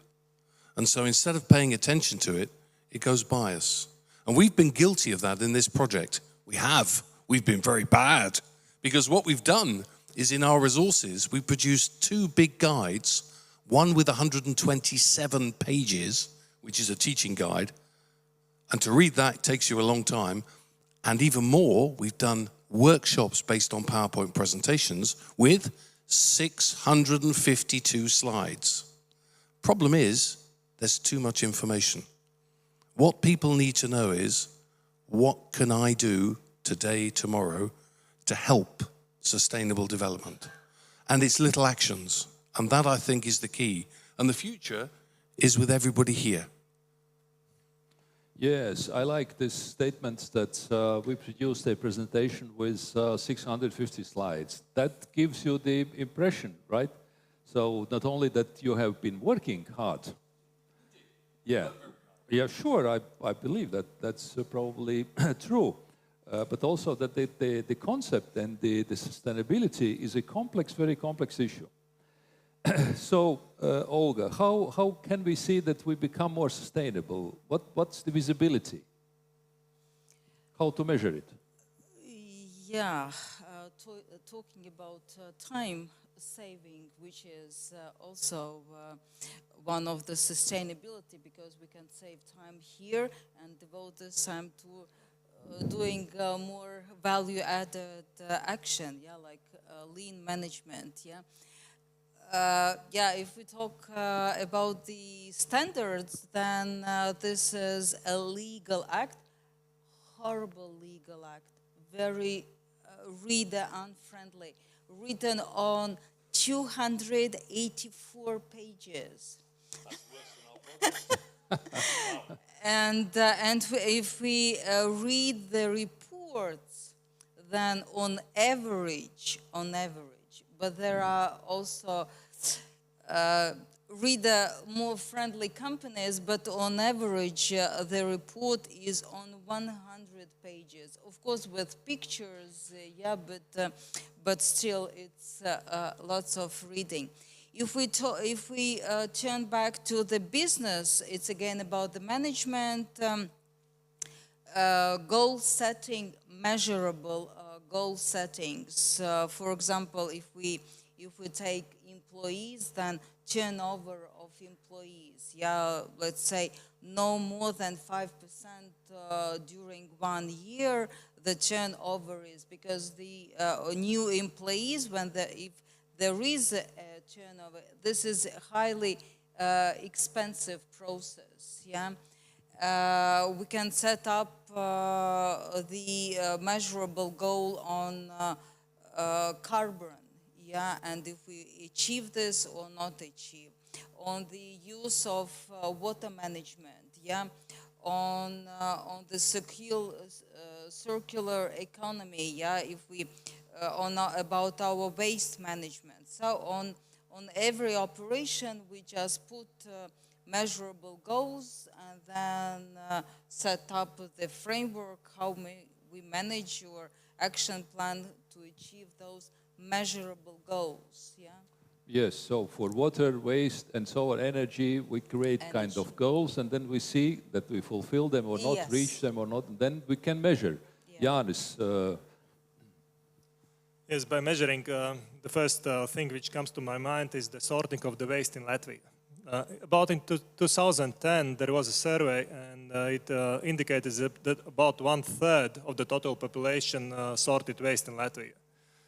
Just the last year, there was another survey, and it indicated that about already 80% of the Latvian population are sorting waste. So it's one of the ways how we can measure the progress, how we as society are becoming more sustainable. And similarly, we also conducted a research a couple of years ago about the attitudes towards sorting of the construction waste. And it turned out that about half of the population doesn't sort it at all.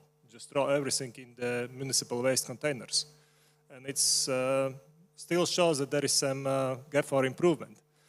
But as for the businesses, I think businesses are quite frightened with all those reporting requirements, especially those who are a little bit smaller businesses, what Olga told and showed all the abbreviations, all the different standards and all the requirements and special formats also for the reporting.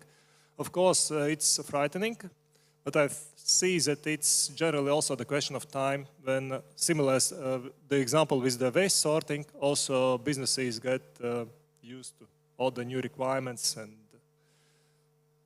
it will go forward. Yes, just how we see that we become more sustainable. So from point of answer, it would sound easy, but from point of implementation, it would be thousands of man hours put in, and time and other resources. So basically, we came down to the key performance indicators, which we have a choice to choose some which are already defined somewhere in some standards, or we just analyze our processes and define which side of process can be more sustainable. Then we measure at what state is currently, and if there is possibility and need, then to measure some years back, and then from the state we are here, we discuss internally where we want to be, and then measure if we get there or not. Yes, thank you. In order to escape the simple trap of understanding sustainability as emissions, which is obviously only a part, which parts should we bear in mind else? Which other parts are important for the sustainability as a large concept, which we may tend to forget in everyday life? Again, I think that's the key. Let's bring it back to our day-to-day lives. And each of us say to ourselves, when we leave this room, we've spent 4 hours talking about the importance of maintaining our planet, of sustainability. How has that changed what we're going to do in 10 minutes' time, in an hour, in a day, in a week? What small change can we each do when we leave this room? Well, I could decide I'm going to have a restaurant lunch. Instead of taking a Bolt taxi, I could walk the 2 kilometers. That will be a very small change, but it's something I might want to do, having listened to all these experts. So I think it's got to be brought down to the individual level. Individuals in your personal life, in education, at university, in work, in everything we do, bring it back to the individual level. Will you take taxi or will you walk? Olga, besides eco as a dimension within the sustainability, which other dimensions would you mention as important? Like ESG, there are 3 components. Yeah, environmental, which is primarily, but not necessarily carbon emissions. Yeah, but also this social aspects and governance aspects. In my personal belief is that this is all about the governance. Be it it's goal setting is about governance. Strategy development is about governance. Skills, education, knowledge, planning. If we take human resource management, this is again governance. Yeah, double materiality assessment, which is sustainability risk assessment. It's again about governance and internal controls, how we manage or govern that these risks do not materialize. Yeah, so I would say this is all about, for me, it's governance. Turning back to your very first question about education, yeah, and sustainability in the education, then I would recommend to look at this as administrative thing, like a separate university and how the university gets managed, like development of those secular programs, then all this professor planning and so on and so forth.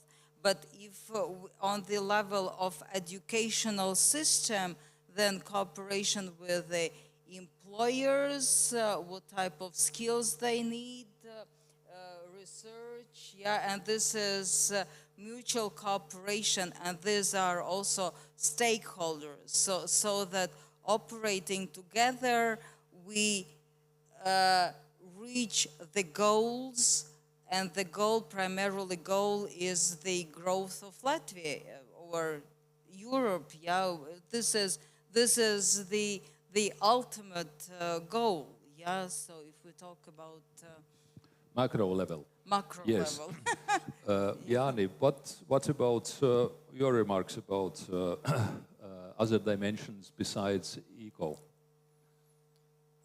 Since I, for the last 5 years, have worked as the head of the governance department, I can fully agree with Olga that the governance is really very important. And by governance, I understand not only very lengthy documents, such kind of procedures or instructions and so on, which of course are also quite useful, especially for the companies who would like to implement some quality management requirements within the company. But those just could be process schemes, block schemes, or something like this. Just understand how the processes are governed within the company and who is responsible for any decisions adopted. So again, governance. Just, please. I would go with additional approach. So first is nature and sustainability related to that, which is usually measured within CO2. But then another aspect is the personal level, and actually at the end it comes to that, how ready or how willingness are we to change in personal level. For example, take a walk or a Bolt taxi. If maybe we want to go green, but we don't want to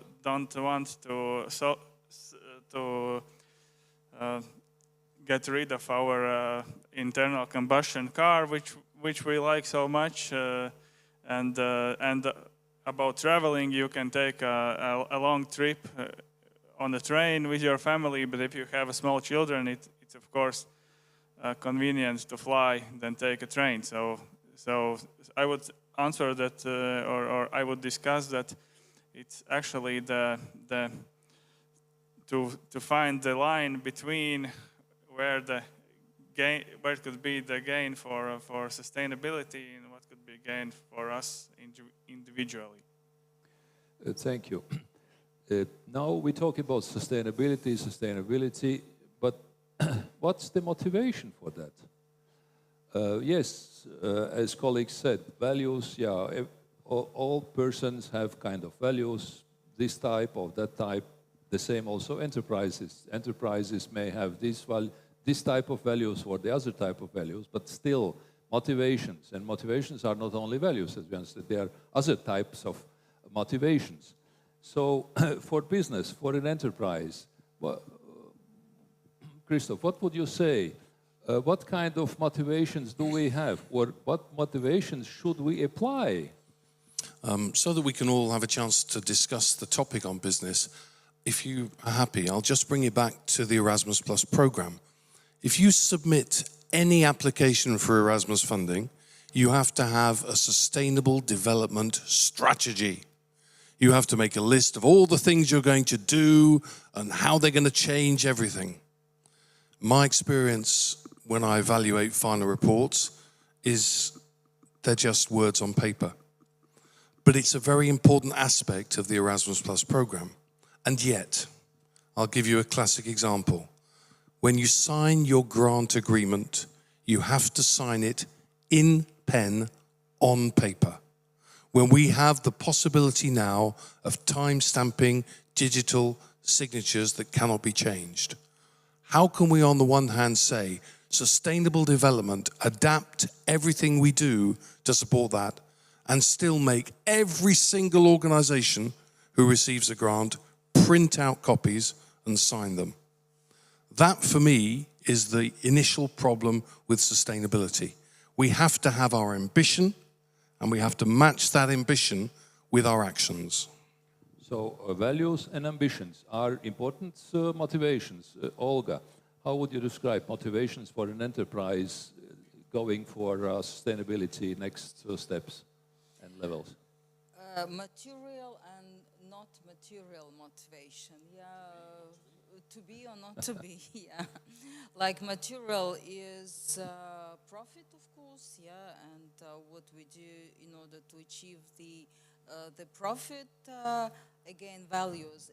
This is mostly about values, and reputation is one of the final outcomes of values, yeah, if the company cares for values and about the profit, because it's a matter of 1-2 years. If the company spoils reputation, then there will be no money as well in 2 years or so. Yeah, so reputation is also about money. Why the sustainability, but mostly eco sustainability appeared? Is about secular economy, yeah, because after the Second World War, people had hunger for new things, for new dresses, yeah. So during those 50, 60, 70 years, we have become a consumer society. Yeah, it doesn't really matter if our dress is in a good condition or bad condition. We just want to change it. Yeah, and this is what creates carbon emission as well. Yeah, so we produce and produce and produce. Yeah, but if we can ensure also this secure economy that we don't throw away, but we give to somebody for those socially not integrated people, yeah, then we prolong the life of our dress, yeah, and where we can sew something from our existing dress. Yeah, so it's motivation is still money, but also reputation. Yes, reputation, values, and Yanis, what are your answers? Motivation.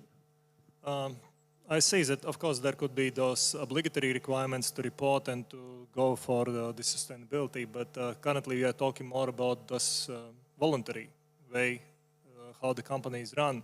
And in this regard, the most important, in my view, is the leadership, actually. There should be the CEO with the vision that he would like to make the world better, or at least the workforce better place to work. And so this leadership is also with this vision how he or she sees the world or workplace is of key importance also.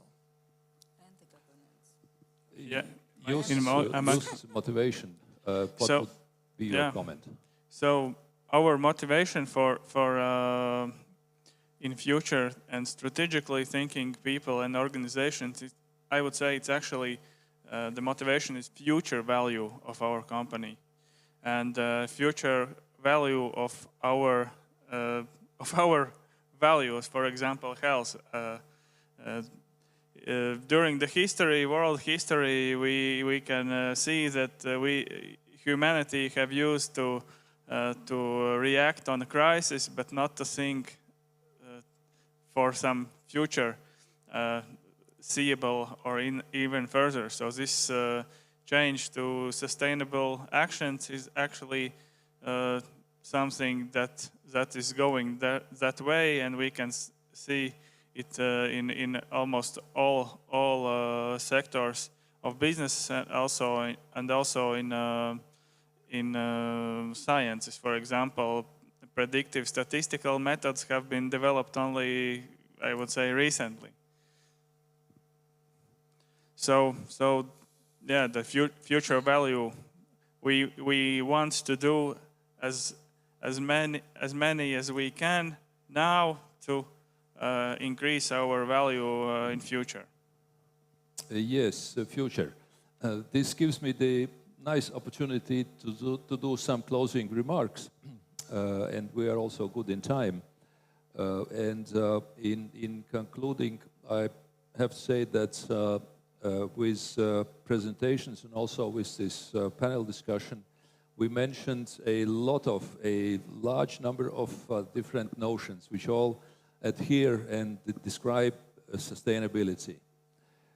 Emissions, social responsibility, governance, adjustment of business model, education, lifelong learning, greenwashing, innovations, artificial intelligence, motivations, and so on and so on. Almost endless row of notions, and all of them describe, and they are important and essential for describing sustainability, which is more than only a standard, more than only one ideology. With that I started today morning. More than a religion, for somebody it's a religion, is more than a business model, is something more.